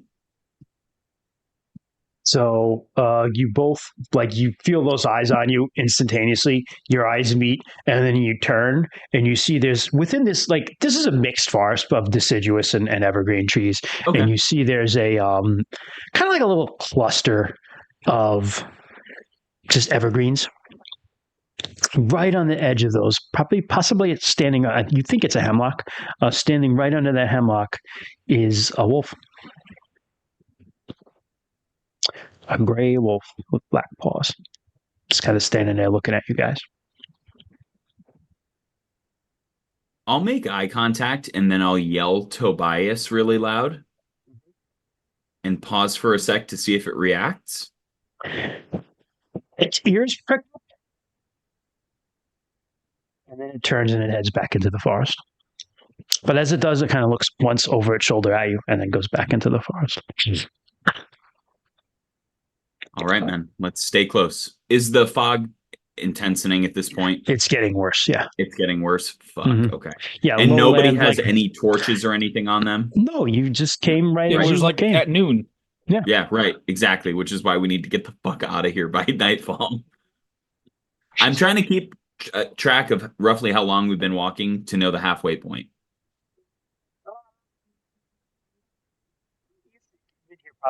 You probably came in, you're probably an hour 20 into it. Okay. And just ballpark, how long do we have total by my estimation? Sundown. So sundown or till If it's you want to around be now, out of the it's woods by probably like about 4. You have like an hour and a half By to 2 hours 4? left. Yeah, I mean, sundown will be like after that, but Okay. the reality of the matter is, even at dusk, do you want to be in the woods? Mhm. You don't Right. have torches, right? In reality, I Mhm. probably know this. I'm going to push on just a little further than I should. Assuming nobody else intervenes and tells us, hey, it's time to fucking turn around. I love how Edward's hubris is, and is guiding this mission. It's perfect. Yeah, yep. That's right, baby. So Tried you it like stay- you stole it. You stay a little closer. You all same order, but just closer. I'll offer to take a flank if Nathan seems unnerved. Nope, he doesn't want to look like a wuss before the Bowies. So it was Amos, I think, that was actually Yeah, on the end. Amish would Sorry, stop. Amos But he was doesn't the want one to. He that doesn't. was- He's like, no. He feels a little chastised about what you said to him already earlier. So he's like, no, I'll take it, sir.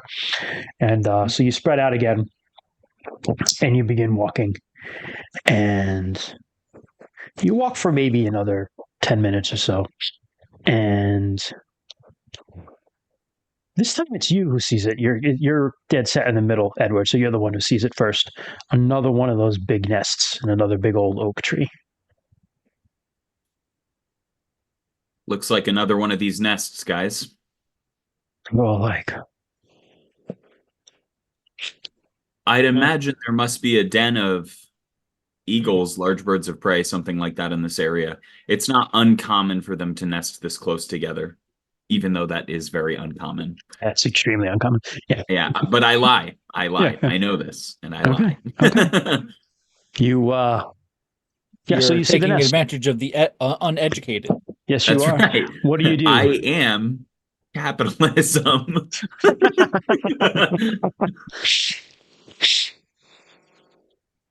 It will teach you all I know of eagles, but it will cost you everything. Edward's going to live long enough to found a mill and become one of the first industrialists. You prick. Yeah. Yes. Yeah. Oh shit.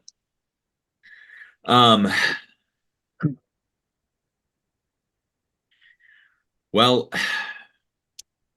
let me climb up, see what I can see, and while I'm up there, I'll try to get a good view of what's in our surrounding area. Perhaps if I see a clearing or any other landmarks, we can head towards that direction. We have to have some sort of plan or pattern as we walk through this forest. Otherwise, we're going to be aimlessly wandering.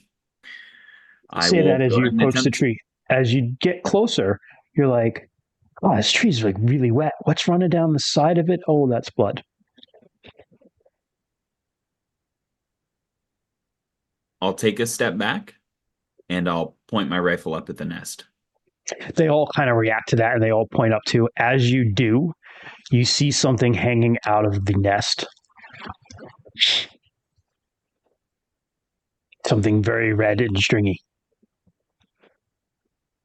I'll take a deep breath in. Red vine, got it. Dripping. I swallow hard.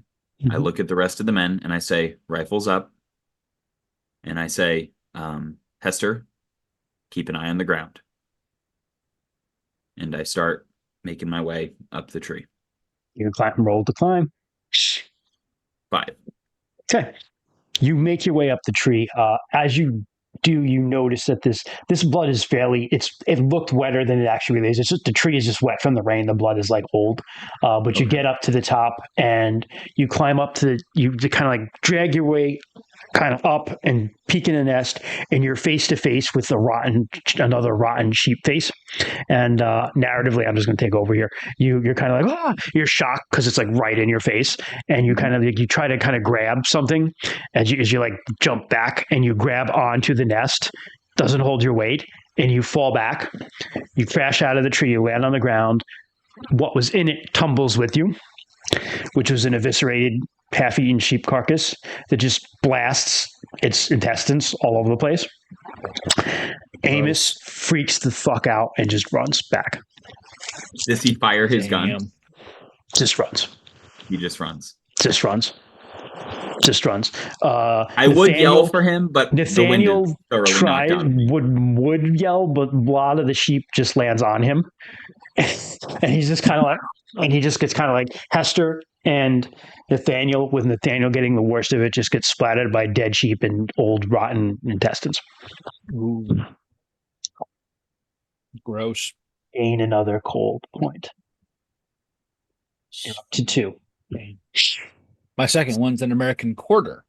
Hey, I'm going with the dime now.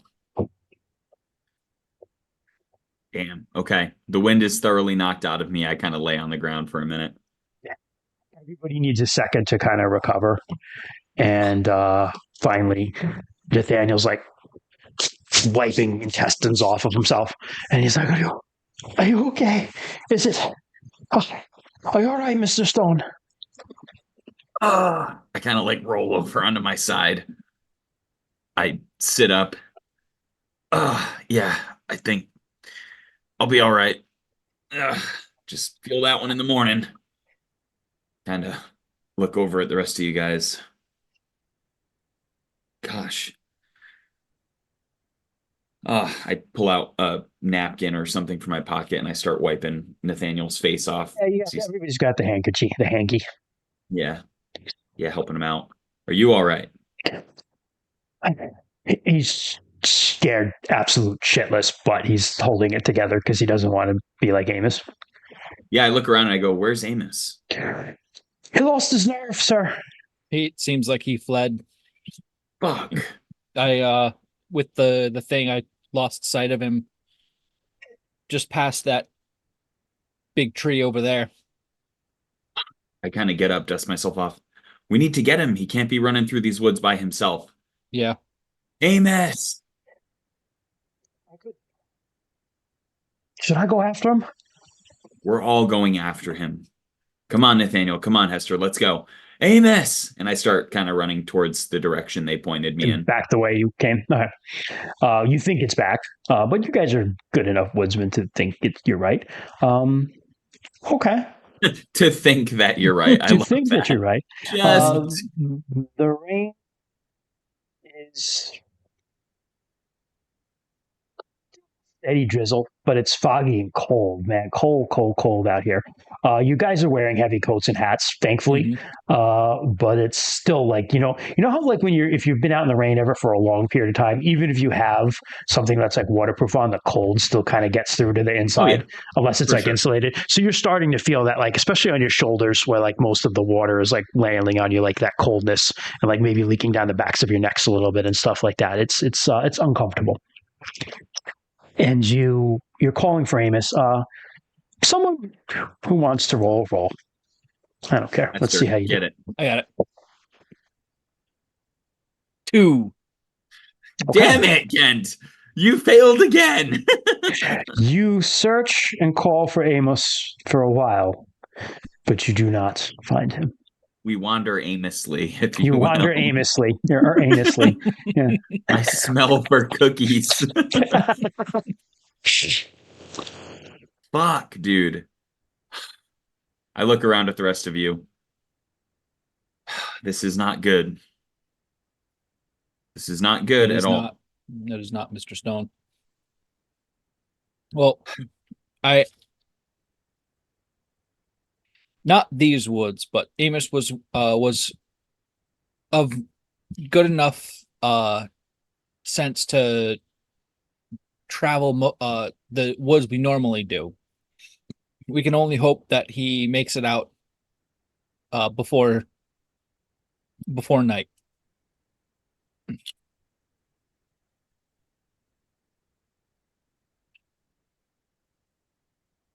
Kind of pause, conflicted on what to do. Obviously, there's part of me that wants to go back and try to find Amos, because we know he's alive, or was last we saw him. But the other part of me thinks we've been in the woods now for quite some time. We could press forward for perhaps another hour, turn back and get to the edge of the woods close to nightfall. That's a correct assessment of the situation, Troy. I will ask the others of you what you want to do. I'll pose those as the options. I'll say the way I see it is we have 2 options. We can either continue pressing onward. We've got about another hour of travel in this direction before we have to turn around if we want to make it out by nightfall. Or we can continue back trying to find Amos. Perhaps he's lost, something like that. What do you think? I look at you, Hester and Nathan. Well, we should. Amos is competent enough that he shouldn't get hurt, even in his panicked running. The chances that we will meet him on our way back should be fairly high. We should continue on, see if we can find any more signs of Tobias, or any signs of Tobias. Nathaniel? To Tobias. To do all we can. Very well. I look at the rest of you and I say, make sure your gunpowder's staying dry.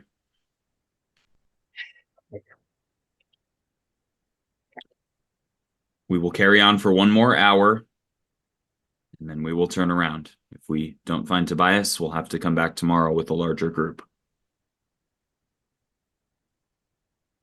Agreed.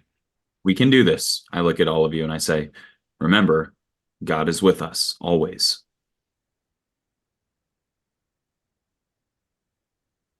Turn around and continue onward.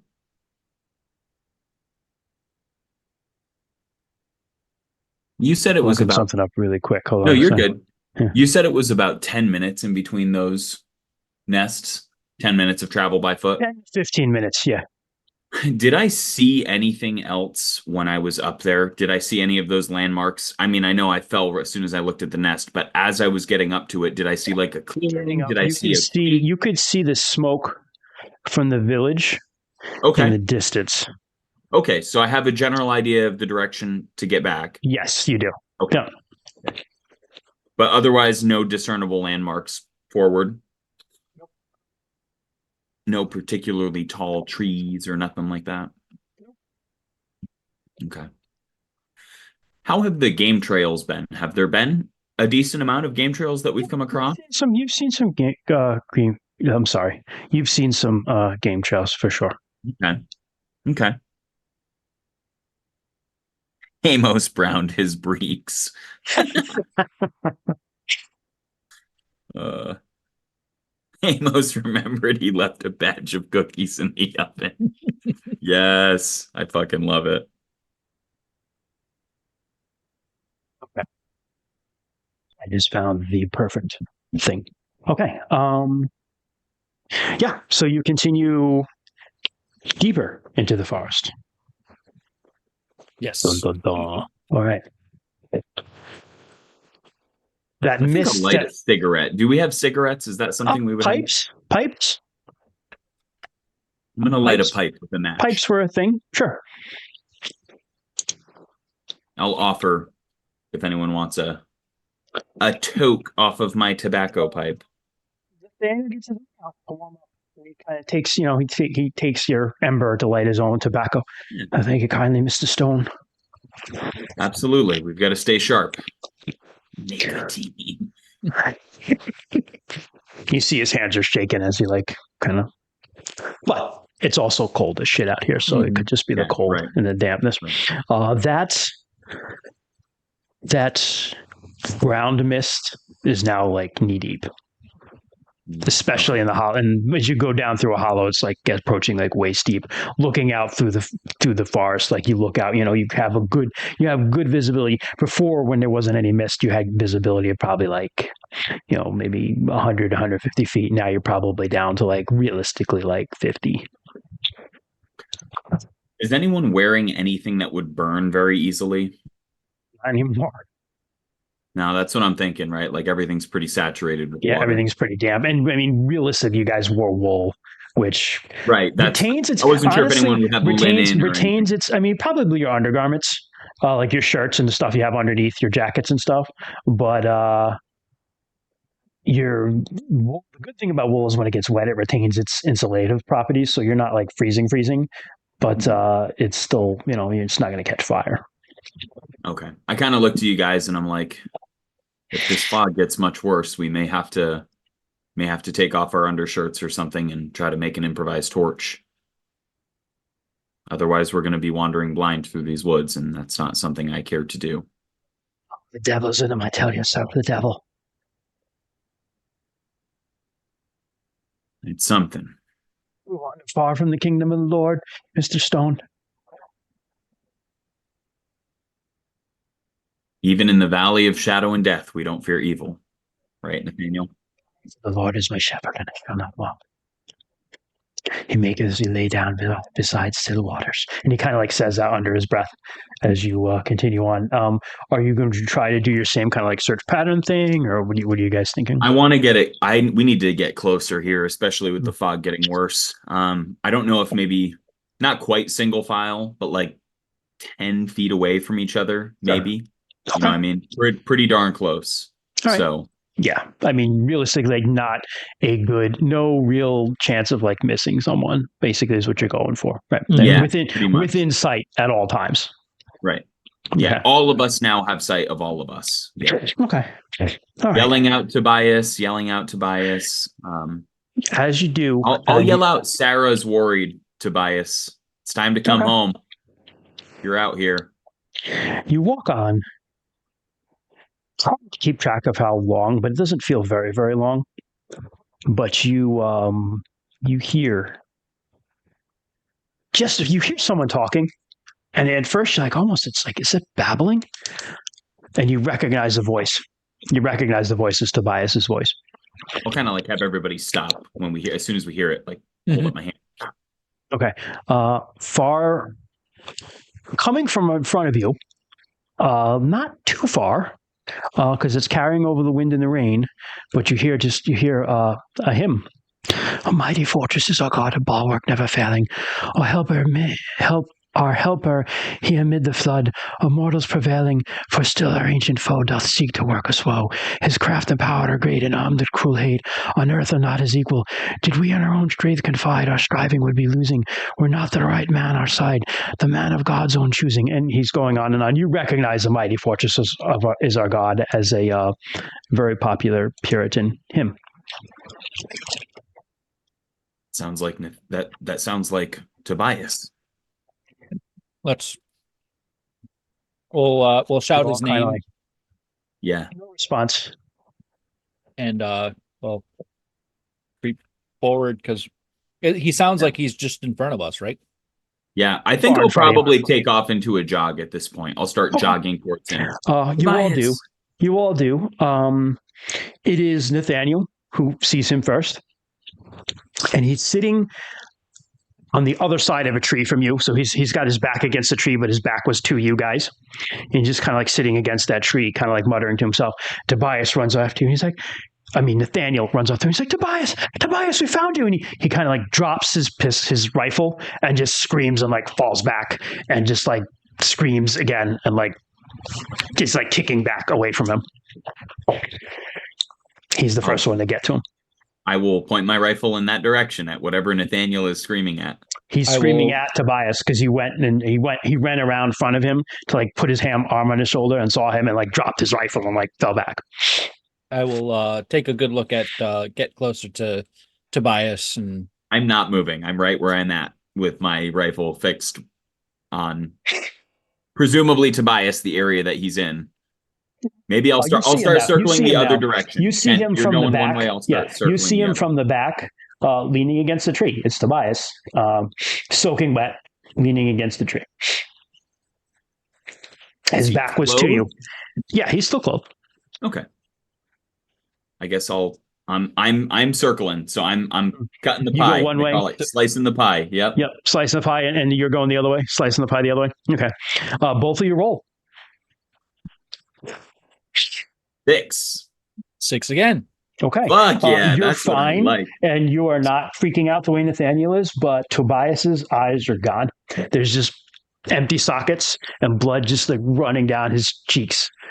Even in the rain, it's still there. And his face is like, look, he's got this gash across his face, like huge claws have come.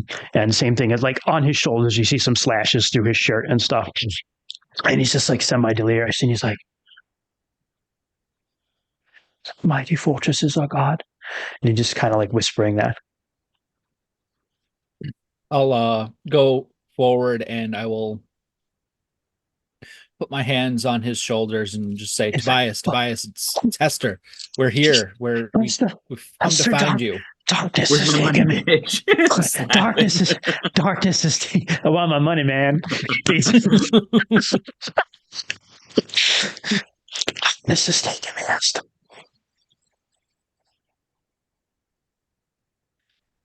Darkness hasn't taken you, friend. The Lord of Babylon found me. She found darkness in my own soul.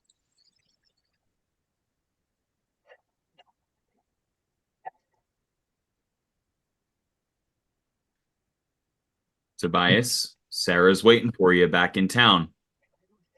He just kind of reaches out, but he can't see. I'm gonna stay back and make sure Nathaniel doesn't run. We can't afford to lose another person. John I'm completely gonna physically grab him if I can. He's literally just staring like with a 1,000-yard stare at the empty eye sockets in Tobias's face, just kind of like completely like in shock, basically. I'm gonna put my hand kind of on the back of his neck, yeah. Like remind him, you're here, Mm-hmm. you know. Yep. And I'm gonna say, we need to move. Edward, come to me, Edward. I'm here. I'll start walking towards him. Edward, I'm here. Take my hand, Edward. Take my hand. I'll grab his hand. He pulls you right. He's strong as shit still. He pulls you way close to you, very, very close, and he whispers, he's like, it's our sin. It's our sin, Edward. It is our sin. Our sins, Edward. My own sins. And yours, Edward. You need to get out of here, Edward. So this is, I imagine like his face is very close to Tobias's face, so no one He else can see whispers it. that to you. Yeah, he whispers that to you. Yeah. But at this point, Edward is afraid. He is definitely Yeah. scared. He's done a good job of like putting on the act that everything's okay. Now he is terrified. He's going to Everybody take the gets another Bible out cold of his token. Yeah. Perfect. So now we're at 3. Yep. He's going to take the Bible out of his pocket and he's going to put it in Tobias's hand. And he's going to say, "This is the good book, my friend. This is going to get us out of these woods. And from there, we're going to get you help. We're going to get the doctor to take a look at you." And I kind of look at him, just kind of give him a quick look over, and I'm like, "It doesn't look like any of these wounds are fatal, but you're going to need to get patched up when we get you back to town. And we will get you back to town, Tobias. Trust me. Trust the Lord." And I put his other hand on the Bible. Lord, trust the Lord. Our Father, who art in heaven, hallowed be thy name. I kind I of can't remember the rest. him in Yeah, thank you, because I joined him 9 years of Catholic school. You think I remember the rest? But, My kids know it in English and Russian. I might actually burn if I do say the rest, so I should stop right now before I go into flames on stream. Just the skeletons like. Hester, I need you to take point. You're gonna be leading us back. Myself and Nathaniel are gonna be with Tobias. Nathaniel's like kind of like getting himself to his feet and picking up his gun, but he's still like just like lost. Can you do that? Are you sure?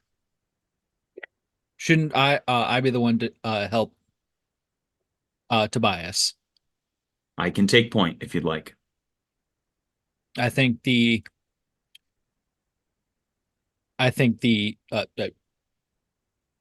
Hester is implying that he is stronger than you. Oh, And sure. he is- To hold Tobias. to hold feet up a flat. now blind man. Perfect. Yep. I will take point, Hester. Good point. You help Tobias and Nathan here, and Mhm. we will get our way back home. Give me just a moment. I know where we're going, but I'm gonna look for the fire in the town. I'm gonna be right back down. And I look at a tree and I go to climb up the tree to get my beer. This is getting progressively more dangerous. 6 again, bro. Fuck. Let's go. You climb, you scurry right up the tree, and you get. Fortunately, Tobias chose a good tree. It's high. It's a little higher than the regular tree line, so you're able to get over it. And you're looking around, and you're like, okay, there's the smoke from the village, and it's a little further than the last time, but at least you know the direction to go. And you're like judging. You're like, we should be able to just make it in time. I'm gonna give it one of these. Mm-hmm. And hold my finger up to see if I can tell the wind direction. I'll stay up there for a good minute. As That you're way I doing can use that, the wind. the wind is going northeast. It's from the northeast. Okay. And as you're doing that, you see a figure in a tree. Another big tree, maybe 200-300 yards away. Is it a big? What does this figure look like? Big black bird. But you swear as you look at it that it has a human face.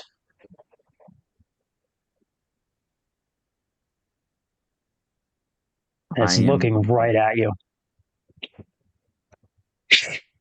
I'm gonna slowly start saying the Lord's Prayer, make a cross, and make my way down the tree. Perfect. And then I will start traveling in the direction of the village with perspective of the wind direction. Yeah. Being mindful of that to try to help keep me consistent. What you're able to do for a while, you begin heading in that direction. The rain holds steady as a drizzle. It's just annoying. Hester, you find that Hester to wrap Tobias's eyes, like wrap him with a cloth, so that way he's not. Yeah. Number one, so he's not going to get like an infection or something. But number two, like no one wants to fucking see that. Yeah, you easily can use one of your handkerchiefs for that. Just kind of like put them around his eyes, and now you have he just has like the blood streaks coming out from underneath it. And Hester, you find that he's pretty weak. He's lost a lot of blood. He's kind of dragging a little bit. Kind of you and Nathaniel kind of have to like pick him up and like carry him. And you know the mist is now a little bit more than knee deep, especially and that visibility is a little less than it was before. I think as we're heading back, I'll try to call out Amos's name now as we're heading back, just in case. Sure. And then I've got my musket is loaded and ready, and bayonets on the end of it. Sure. And I'm in a very elevated state right now, very heightened state. You travel through the woods, and as you're calling out Amos's name, your foot hits something. Because you're in the lead, right? Yep. Your foot hit something. What does it feel like when? Very solid. Okay. And heavy. Trunk, stone, something to that effect. Does it have any give when my foot hits it? It moves. Okay. It's in the mist though, so it's hard to tell. But it's a very heavy thing. Feels longish. Okay. I guess I'll using the butt of my rifle, I'll kind of hit down on it. Clangs like metal. That's interesting. I will bend over and try to pick it up. It's a musket. Get back down with no one else seeing. No, It's I'm just kidding. This is musket. Fuck, man. God damn it. I will sling it over my shoulder. I will look Daniel back at the rest of them, sees it. and I will say, we need to quickly get out of here. He must have dropped it in his hastes to get out. The wind is moving the trees, but it's like you know the sound of wind moving trees, but there's like a particularly strong creaking of trees somewhere.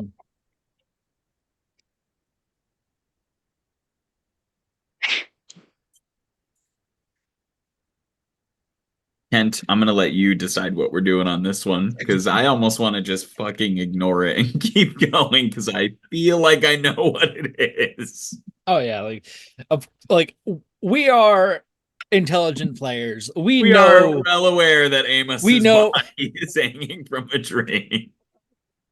God damn it.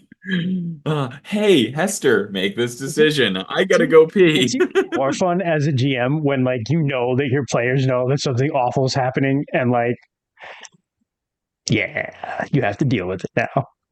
Yeah. I'm just like while Troy is in the bathroom, I had the thoughts that he picked up his rifle and he knows it's Amos's rifle because it has the cookie logo. He like had it engraved.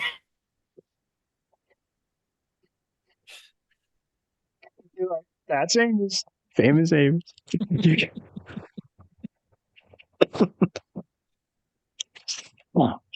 Oh man, that's funny. By the way, my third cold token was the one of the rune quests. Oh hell, is that the clack? Is it the square? Yeah, it's the square one. The clack. Very cool.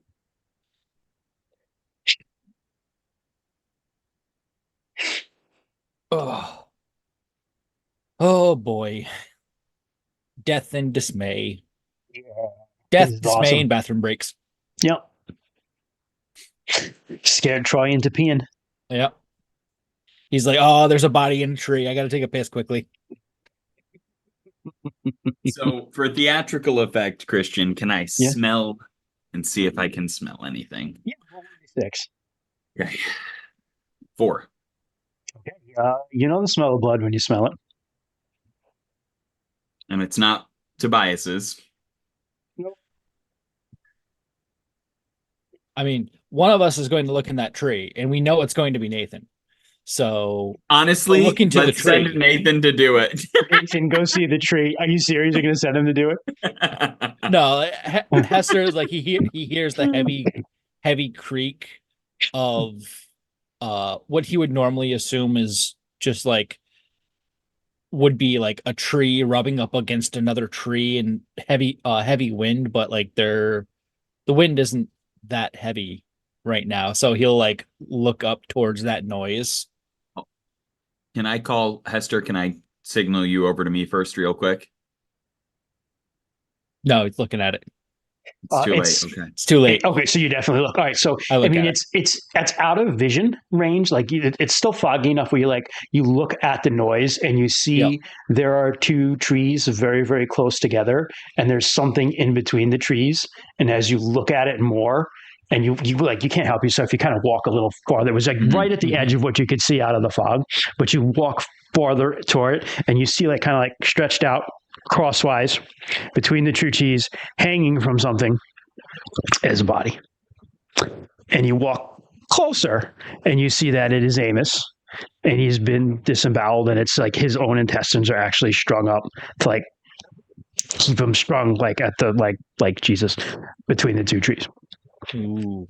And he's just kind of like swaying in the wind, dead. Roll 1d6. Yep. 5. Okay, you don't freak out.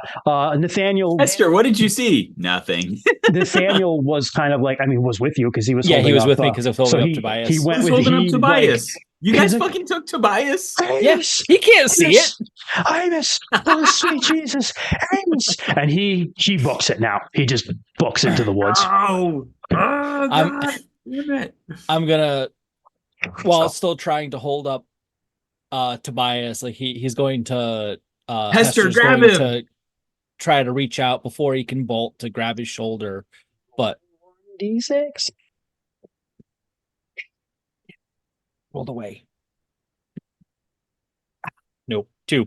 Okay, you grab him just for a second, but he slips right out of your grasp, books it into the woods. Doesn't get very far. You can hear him crashing.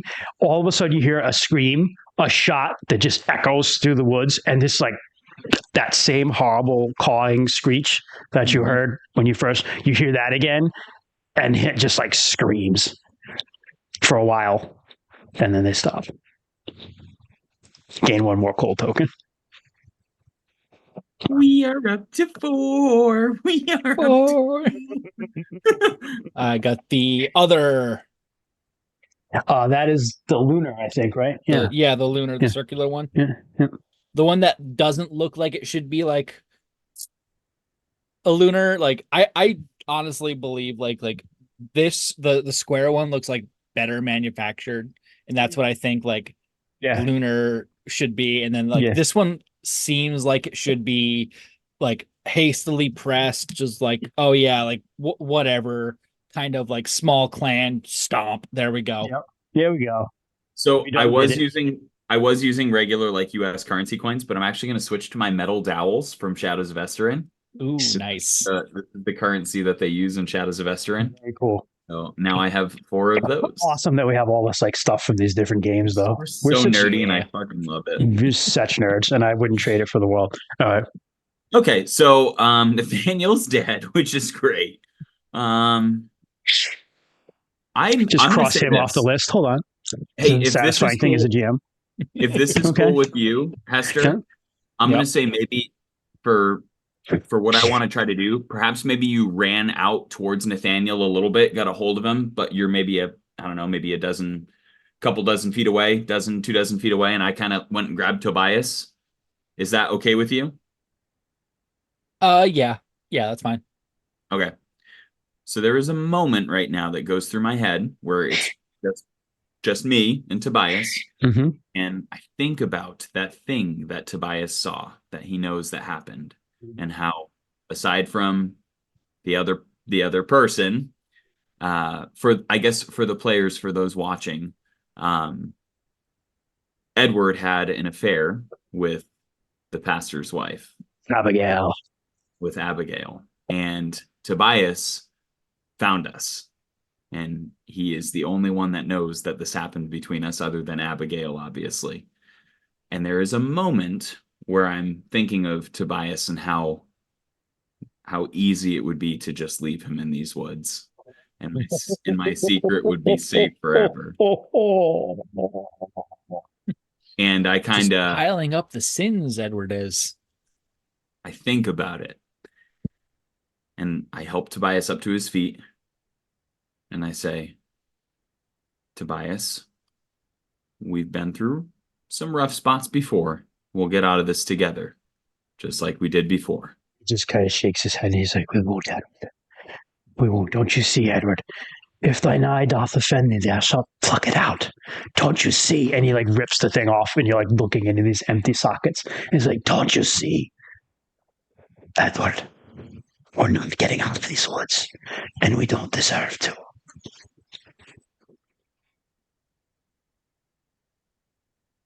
Hester? And he feels on the ground, and he finds Nathaniel's gun. No, I have. Oh, Nathaniel. Nathaniel's gun. So he moves ahead a little bit, or Nathaniel maybe dropped it. You know, he doesn't. He doesn't. Nathaniel ran off with his gun. I take that part back, actually, because that's not something I want to go. I had an idea, and I'm not going there this game. So, yeah, he's like, we're not getting out of this woods alive. I think to that, I'm gonna muster up every last bit of courage that I have, and I'm gonna say, I am getting out of these woods alive. And then I'll say, Hester.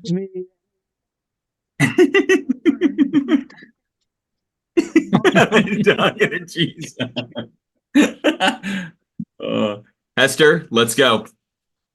Yeah, we can. We're booking it as fast as Tobias's fucking blind ass will run. Fucking blind asshole. So you take Tobias and you begin heading and roll 1d6 to see if you're going in the right direction. Both of us? Yeah.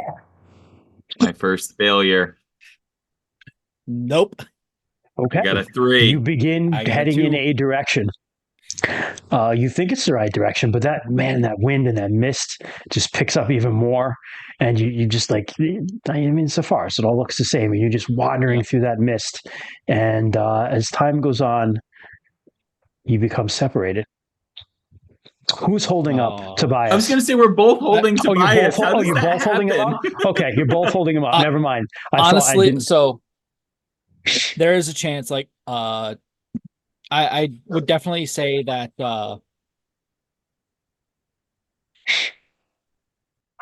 I, for whatever reason, because we're doing this on Zoom for chats benefit, I'm looking at Zoom, and for whatever reason, I thought Troy's screen was my screen for a half second. When his son walked up behind him, I was just like, "Who's behind me?" It's Tobias. It's Tobias. Shit. The nerves are getting to me. Hey, I'm doing my job. Nah. I'm sweating, which, to be fair, could just be baseline. That's just the corn. That's just the corn. It's the children in the corn. They're coming to get you. Oh. My children.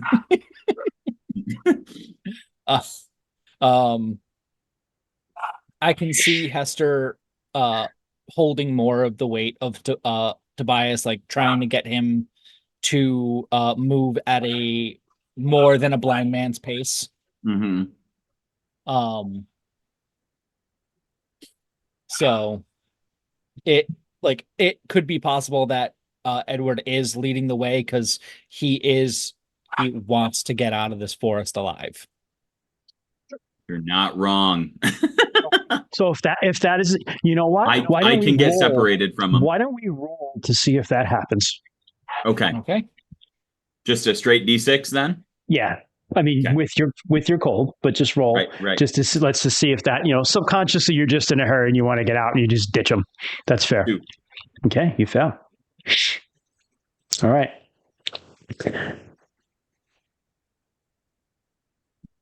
Edward, you're just like, what's going through your mind? I'll put that in your court, Troy. I think honestly, the biggest thing that's going through my mind right now is there's 2 things. So the first is that image of Tobias when he ripped off his thing and he said, they see our sins. and we're not worthy and we're not going to make it out of here. Like that's just drilled into his mind. But then the other thing that he's thinking of is Sarah. And he's thinking of that when she kind of collapsed in his arms when he was holding her, and he felt that he was like her strength in that moment. And that is something that is giving him just whatever shred of solace he has left in this moment. So he's a very conflicted man. Those are the two things that are weighing heavily on him right now. Awesome stuff, Troy. So that's on your mind, and you're so wrapped up in that and I'm in your not own paying world attention. that you're not paying attention, and Nope. you just outpace Hester and Tobias. And I mean, it's the sort of thing where you get 10 feet away from someone and like they can't even see you Yeah. at this point. And so you're just like, they're gone. You realize before you realize it, they're gone. I can see Hester, like he notices that he's being outpaced, but Edward's such in his own world, thinking of like just lost in his own thoughts that he can't hear Hester Mm-hmm. calling out to him before it's. Yeah, I like that. That works really well. You're calling out to me, and there's nobody's home. And that's it. You do, and you just watch him just not listen and head into the woods without you. And Hester, you're alone with Tobias, who you realize is becoming heavier and not praying as much anymore. He's got my Bible, that son of a bitch. And you're just like, at this point, you're just kind of like dragging him. Yeah.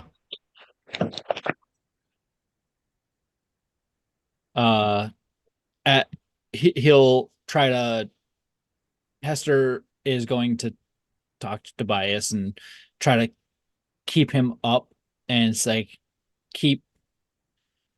Where did he put Edward's Bible? Did he put it in a pocket, or was he trying to carry it?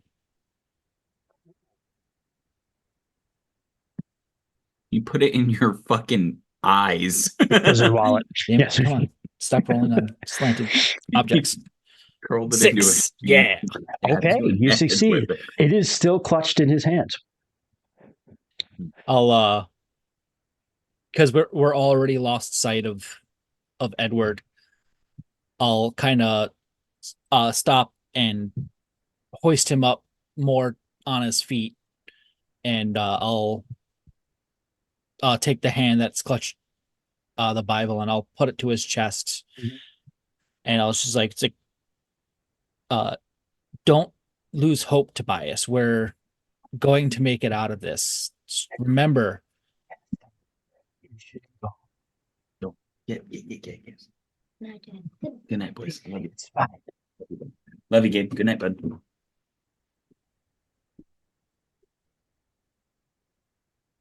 Can't check the messages. I saw it. This is judgment. This is judgment for my own sins. Leave me. Oh. It may be judgment of your own sins, but you can live with the judgment. You don't have to die here. Just think of your daughter. Think of Sarah. Think of not leaving her alone or wondering where you died and how you died.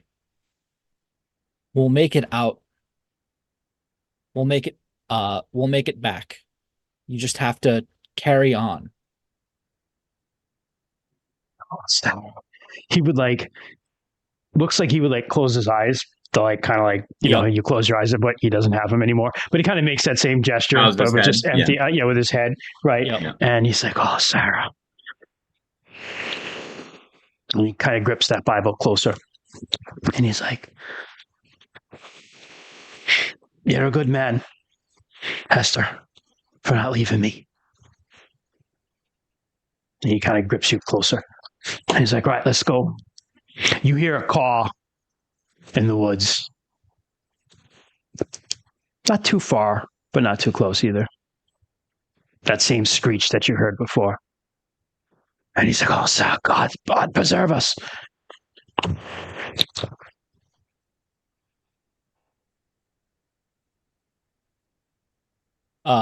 Hester will when the call sounds, he'll like turn and yell into the trees.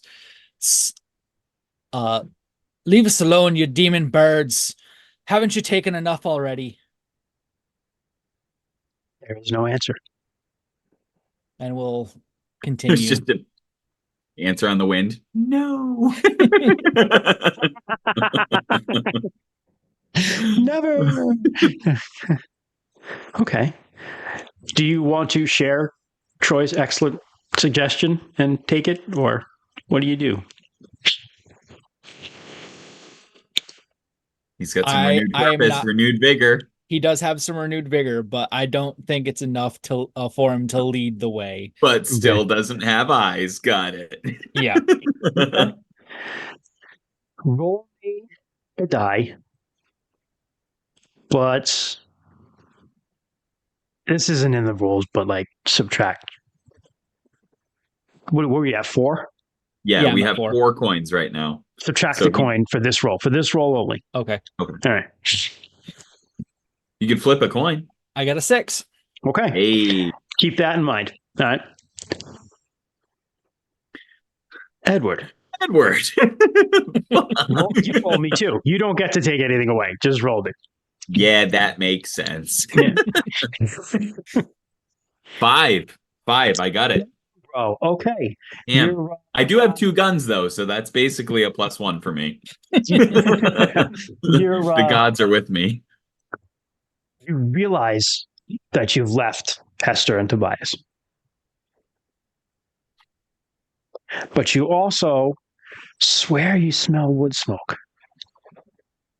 No, you smell wood smoke. You're not far at all. Is the wind blowing in my direction? Like, does it make sense that I smell wood smoke? It's swirling now because of the trees in the storm. See, I like that less. I know. I like that less. This sounds more like a seance than the way to town.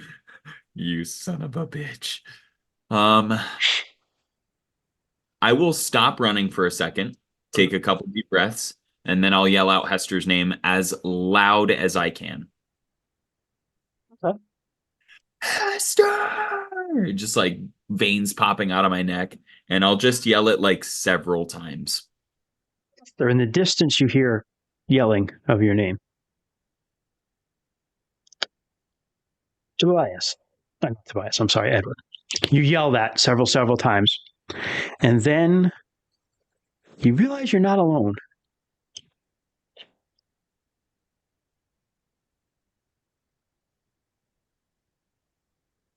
I kind of stop yelling when I get that Something's feeling. standing behind you.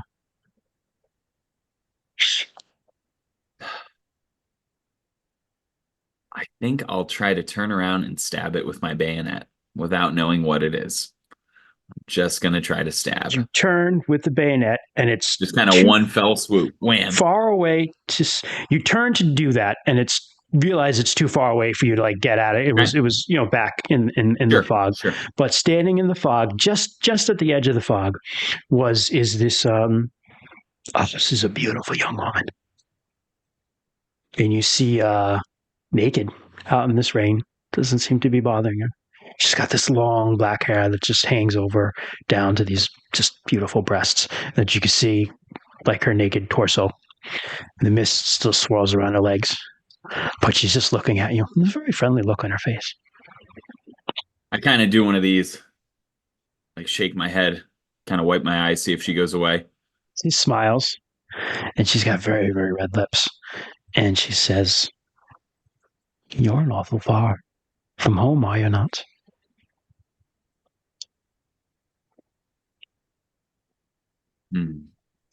I'll say my home is with the Lord. He's with me everywhere. Is he? She steps a little bit closer. I take a step back. Just unconsciously, I even take a step back, right? Like prey moving away from a predator. Fair. She sees that and she laughs and she looks down at herself and kind of like twirls her finger in her hair a little bit, and she kind of like does this thing. And she goes, "Do you like what you see?" I kind of swallow hard and It's okay. I know you do. I say I see the forked tongue of a serpent. I think you see much more than that. I think you see pleasure, maybe a little bit of heaven. You I think want like me. I think like a couple of beads of sweat like now Yeah. like descend down his neck, you know. Yep. You want me, don't you? Edward takes another step back and he looks at her.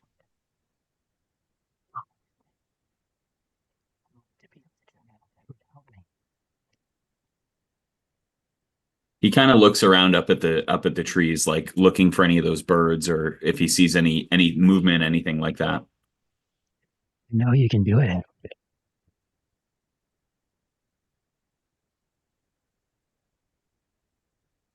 No, Abigail enjoyed her time with you, did she not? Steps He, like- closer again. He like clenches his jaw. This time he doesn't move when she takes a step forward. He like clenches his jaw a little bit. And Edward is going to try to do something very sneaky here. Okay. Okay. So what Edward is going to try to play off Uh-huh. is that he is succumbing to this carnal pleasure. Yep. He's going to feed into it. He's going to kind of drop his weapon, like lower his weapon down, and start trying to move towards her in a like in a trance. And when he gets close to her, he's going to try to stab her with his bayonet. I love it. Okay. That is what he's going to try to do. Roll. God damn it. This is going to go so bad.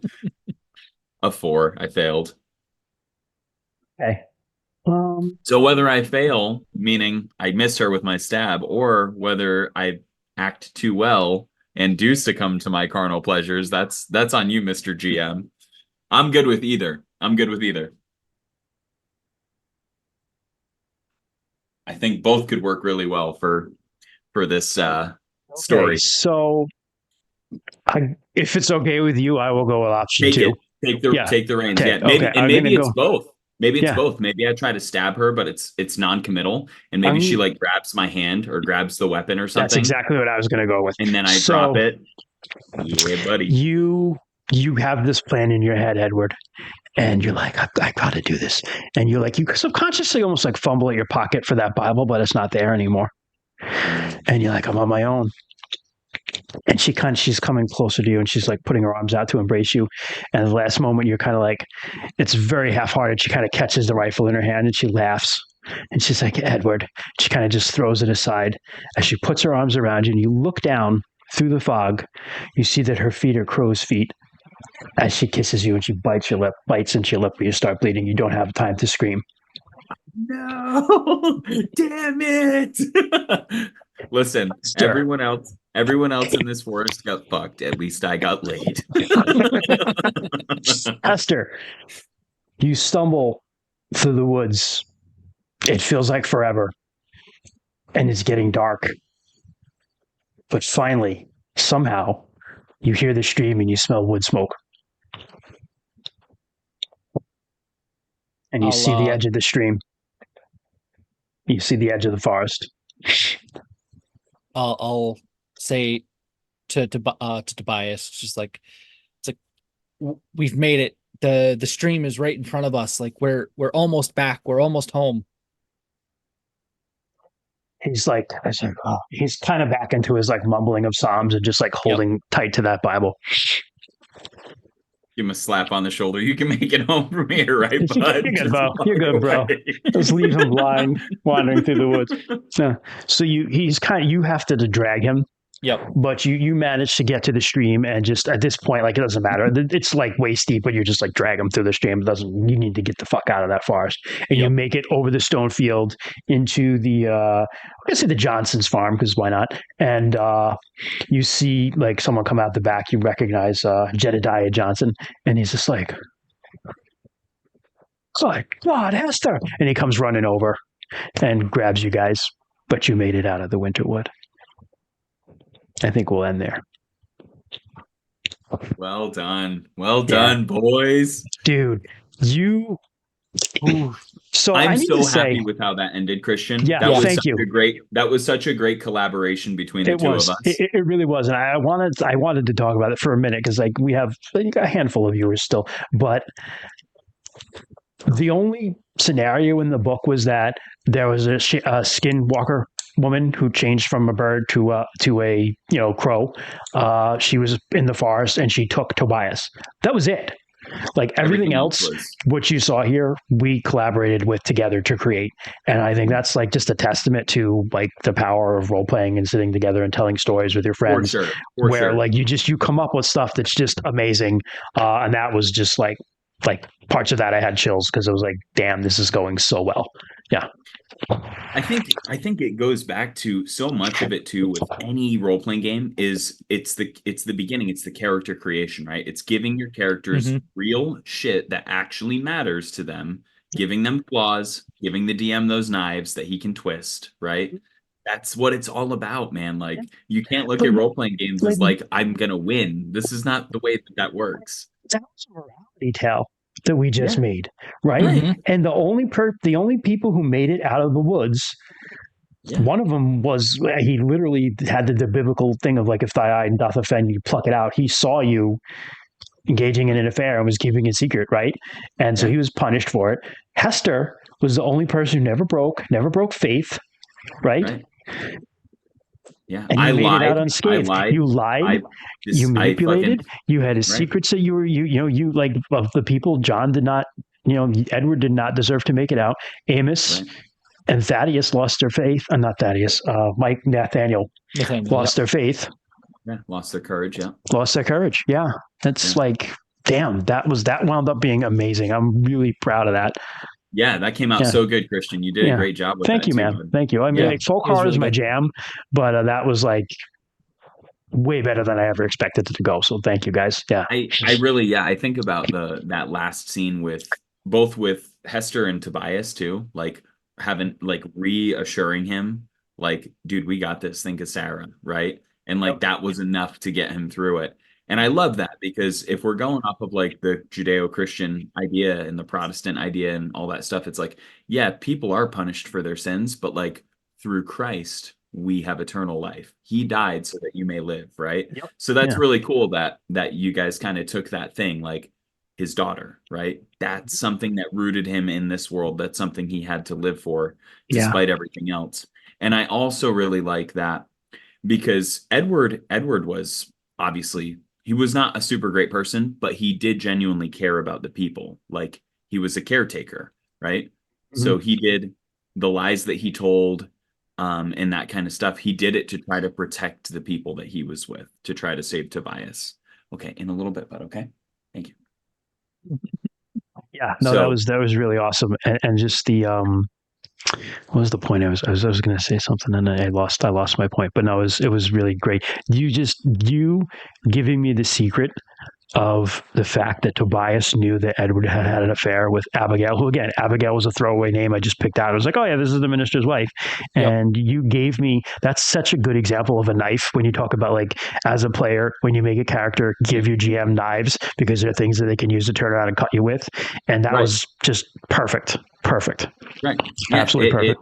It lent to not only like the lust, right, that my character suffers with, but also with Tobias. Like, why was he punished? Right, he was punished for keeping a secret. Right.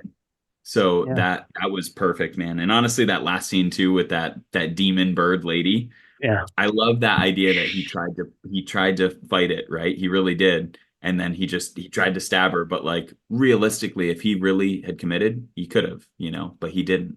And then he paid dearly for it, right? He at the last moment, that last test, he failed, right? He faltered.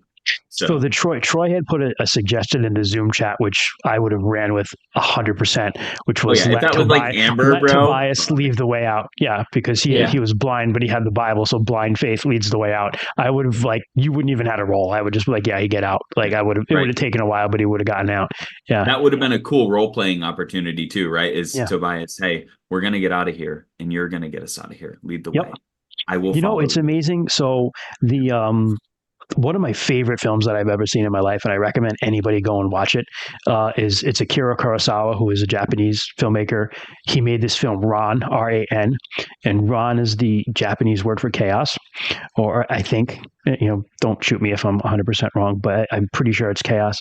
But what it is, it's a retelling of King Lear, but in I think it's the Edo period of like samurai Japan, right? So it's Shakespeare's King Lear, but in Japan. But there's this end scene, and there's a blind guy that the castle's like burned, everything's gone to hell, everybody who's important is dead. King Lear realizes he fucked up and he kills himself or dies, and this guy who was part of his court who was blind was like trying to save like their sacred scrolls, right? And so he had escaped the castle, but he's like wandering around blind in the wilderness, and eventually he loses the scrolls too. And so he's just like wandering around completely alone and blind in the wilderness, and he's now lost God as well. And he's like just lost, and that's the last scene of the movie. I just spoiled it, but it's been out since like the 60s. And so, but still, it always it stuck with me like forever, because it was just it was just an example of great filmmaking, because it was just an image, but it was such a powerful expression of like the human condition. Like, you've lost your society, you've lost everything that mattered, you've lost God, and now you're wandering blind in the wilderness without a hope of anyone helping you. And I was like, that amazingly, we recreated that somewhat tonight, right? And it was like, just so cool. Yeah. It's amazing how like those things come together. But this is also the second time you've strung someone from their own organs, by the way, on stream. The first being Mothership. Yeah. This is a theme with you, Christian. Those organs are pretty strong. They are. They for sure are. Yeah. So two things. First thing, going with the innards thing, I recently learned that like when surgery is done on like abdominal things, they literally just like take them and just throw them back in you. Yeah. Oh yeah. Yeah. There's no procedure. There's just like, it's like, oh yeah, they'll figure themselves out. Just exactly. This will sort itself out. And the second thing I was thinking of is like, as I was like giving Tobias the pep talk of just like, think of your daughter, in the back of my head was just like, now she's gonna have to take care of a blind man. And it's like, maybe it would be better if he would just be left in the forest to die, so that like she doesn't have to take care of a blind man for the rest of her life. Oh my goodness. That is hilarious, Ken. That's so funny. That's hilarious. Yeah. Regarding the organ thing though, Ken, it makes perfect sense, right? Like, think about the firefighter training, right? It's like when you have a rope bag, you just cram it in. That is the way that you make it so it doesn't knot or jam. You literally just stuff rope into a bag. Really? Yeah. That's crazy. Just like keep stuffing it in. It's not coiled or anything. You just stuff it in. Nope. You literally stuff. You mindlessly stuff, and that is because the way it'll come out the way you stuff it in. Yeah. But like the human stuff, that like, I've heard reports of like people who've had abdominal surgery where they've had to take intestines and stuff out and put them back in. Like, you could feel them rearranging themselves inside you after surgery. That's not cool. Which is like weird to think about. Yeah, that's not cool buddy. at all. Yeah, buddy. So while we've still got a few folks on our stream, I think if it's cool with you guys, I'd be down, unless Sarah just changes her mind and wants to run the next one. She's got dibs if she does. Otherwise, I'd be down. I'm totally down. I would love that.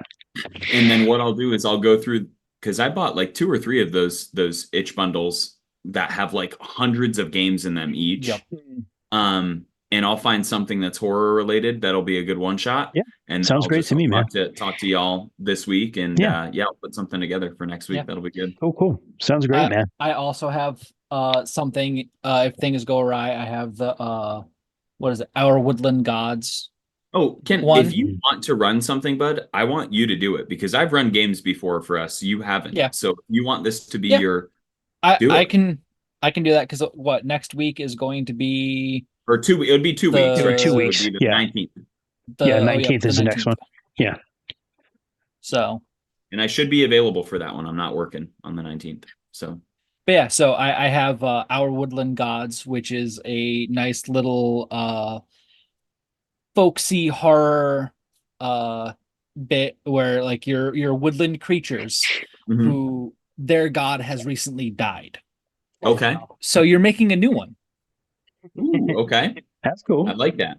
It And then is very the much following- a culty game. Okay. So I'm sure that would be good. I'd be down. I'm down for it. this- I'm down for The whatever. 2nd of November would be the stream after that, right?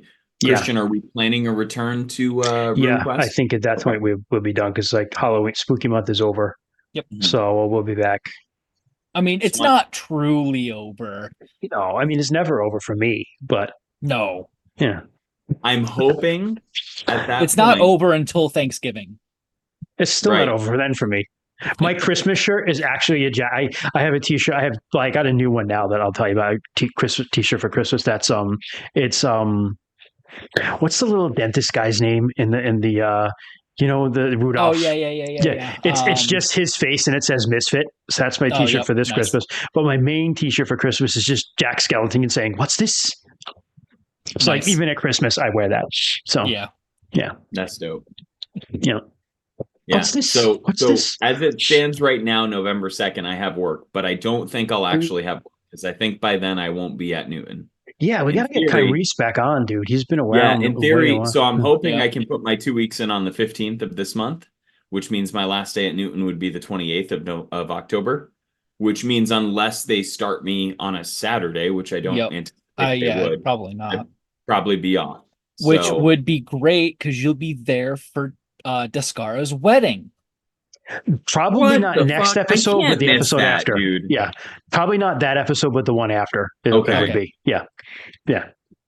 Because we've got to. You still got to finish hunting down the Tusk Riders, Yeah, that's and true. then We gotta- it'll go. get that Sacred other thing Time is done. when your wedding's going to be. Yep. Yeah. I've got some real Alright. good stuff for Sacred Time that I've done. Not I'm like excited. game I'm stuff, just excited to stuff get that back I've done to it. that I'm very proud of that has come out the way it's come out. But Lots it's a of surprise, knives? so I can't tell you. No, not knives, just stuff that I sat down and I'm like, I want to create this for them because they deserve it. And I'm just like, don't want to pat my own back, but I'm very happy with the way it came out. That's all I'm gonna say. Can't wait. Kym Reese needs Yeah. to come back. You need somebody to carry the rocks. He does. He does indeed. Yep. Will we have, this is the question that is on every viewer's mind, let's be Mhm. honest, is will we have a return of the co-op shaman fucking The Hulk Hogan shaman. Oh, absolutely. Yeah, he was way too Okay, popular. good. He's totally coming back. I actually toyed with the idea because he was so popular of that, and I'm still working. I'm still think I might do it. Of like every time you meet a shaman, he's just going to be another famous wrestler. So the next one will be like, oh yeah. So let me tell you, the cream of the crop's going to rise to the top. Yeah, and it's just going to just meet different ones. I 100% want that to happen, and one of them has to be like a madman that is Mick Foley. Oh yeah, just leaps out of a tree, lands on the ground, breaks See, something. like It's he's like, Mick you know, Foley, but what? he every time we meet him, he has a different personality. Yeah. One of them's gonna be That could- Cactus Jack. That could be so dangerous for Kym Reese, bro. I imagine him just coming across a shaman who's Rashiki and just ass cheeks his face. Kym Reese is just like, oh It's becoming- god. that will happen in the campaign. Then we will have Please wrestling no. shamans. Yes. Wrestling shamans. Oh my goodness. Oh gosh. Okay. That's Well, awesome. I think we need to sign off. Sarah Yep, usually does yep. this, so Yeah, that's I'll do the- it again. It's fine. So thank you all for watching us for this really cool. It's funny because like the one shots always like wind up being really good for the most part. I mean, there's been a couple agree. that have like fallen flat or just grandma club, but not Fishblade. not Fishblade. I actually watched Fishblade the other day and it was still hysterical. But thank you for our first Halloween Spooky Month one shot. I'm glad, Yeah. really glad it came out as well as it did. And just if you're out there, like if you only have a couple friends to play with, don't think you need like 4 or 5 or 6 people to play a game with. Like there's 3 of us here. One of us is the GM, and it's still Yeah, wound up really still had good. a You great time. can still have a lot of fun. So don't let it stop you, no matter how many people you have to play with. Kent and I even had something lined up that it was a 2-player game if Troy couldn't Yep. make it for whatever reason. Right. So Right. yeah, Yeah, you and Rainey did freaking a couple times I have high ground. Yeah, we did. I have the high ground. Yeah, we've done stuff like that too. It's Yeah. possible. Those games are out there. And Kent and Jess did Tangled Blessings on podcast too.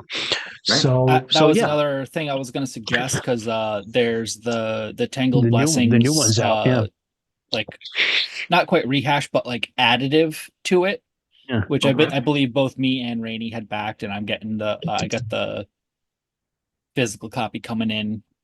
Oh, cool, So cool. If I So, can yeah. interject, Christian, I just wanted Yeah. to say Yep. we super appreciate all of you guys that Absolutely. stick around. Check Yeah. us out. It's crazy to think we've been doing this now for 3 years. It literally started as something we just wanted to do for fun, right? And it still is something that truly, at the heart of it all, we just do for fun. But you guys are fantastic. We love being engaged in the chat during our games. You guys give us, you give us stuff that we incorporate in our games, and it just makes it feel like we have an even bigger group at our gaming table, right? Absolutely. So Yeah. thank you guys so much for your loyal support, for your loyal subscriptions, for your hanging out with us until the freaking wee hours of the morning over the Atlantic Ocean and Yeah, everything. it's crazy. Fucking awesome. We really, Yeah, really it appreciate literally that, guys. blows my mind that like John will hang out with us until what is like you said, the wee hours of the morning. Yeah. It's so cool. And I think it's a testament to like the gaming community, and like, obviously It all is. communities have bad things, but the gaming community at its best, right? So For sure. again, like you said, 100%. thank you guys so much. We are DMs After Dark anywhere that we're worth finding. Instagram, Blue Sky, Facebook. You can email us at dmsafterdark@gmail.com. We will be back in 2 weeks' time, returning to another spooky game to be announced. Yep. Awesome. So until then, don't walk in Winterwood. Good night, guys.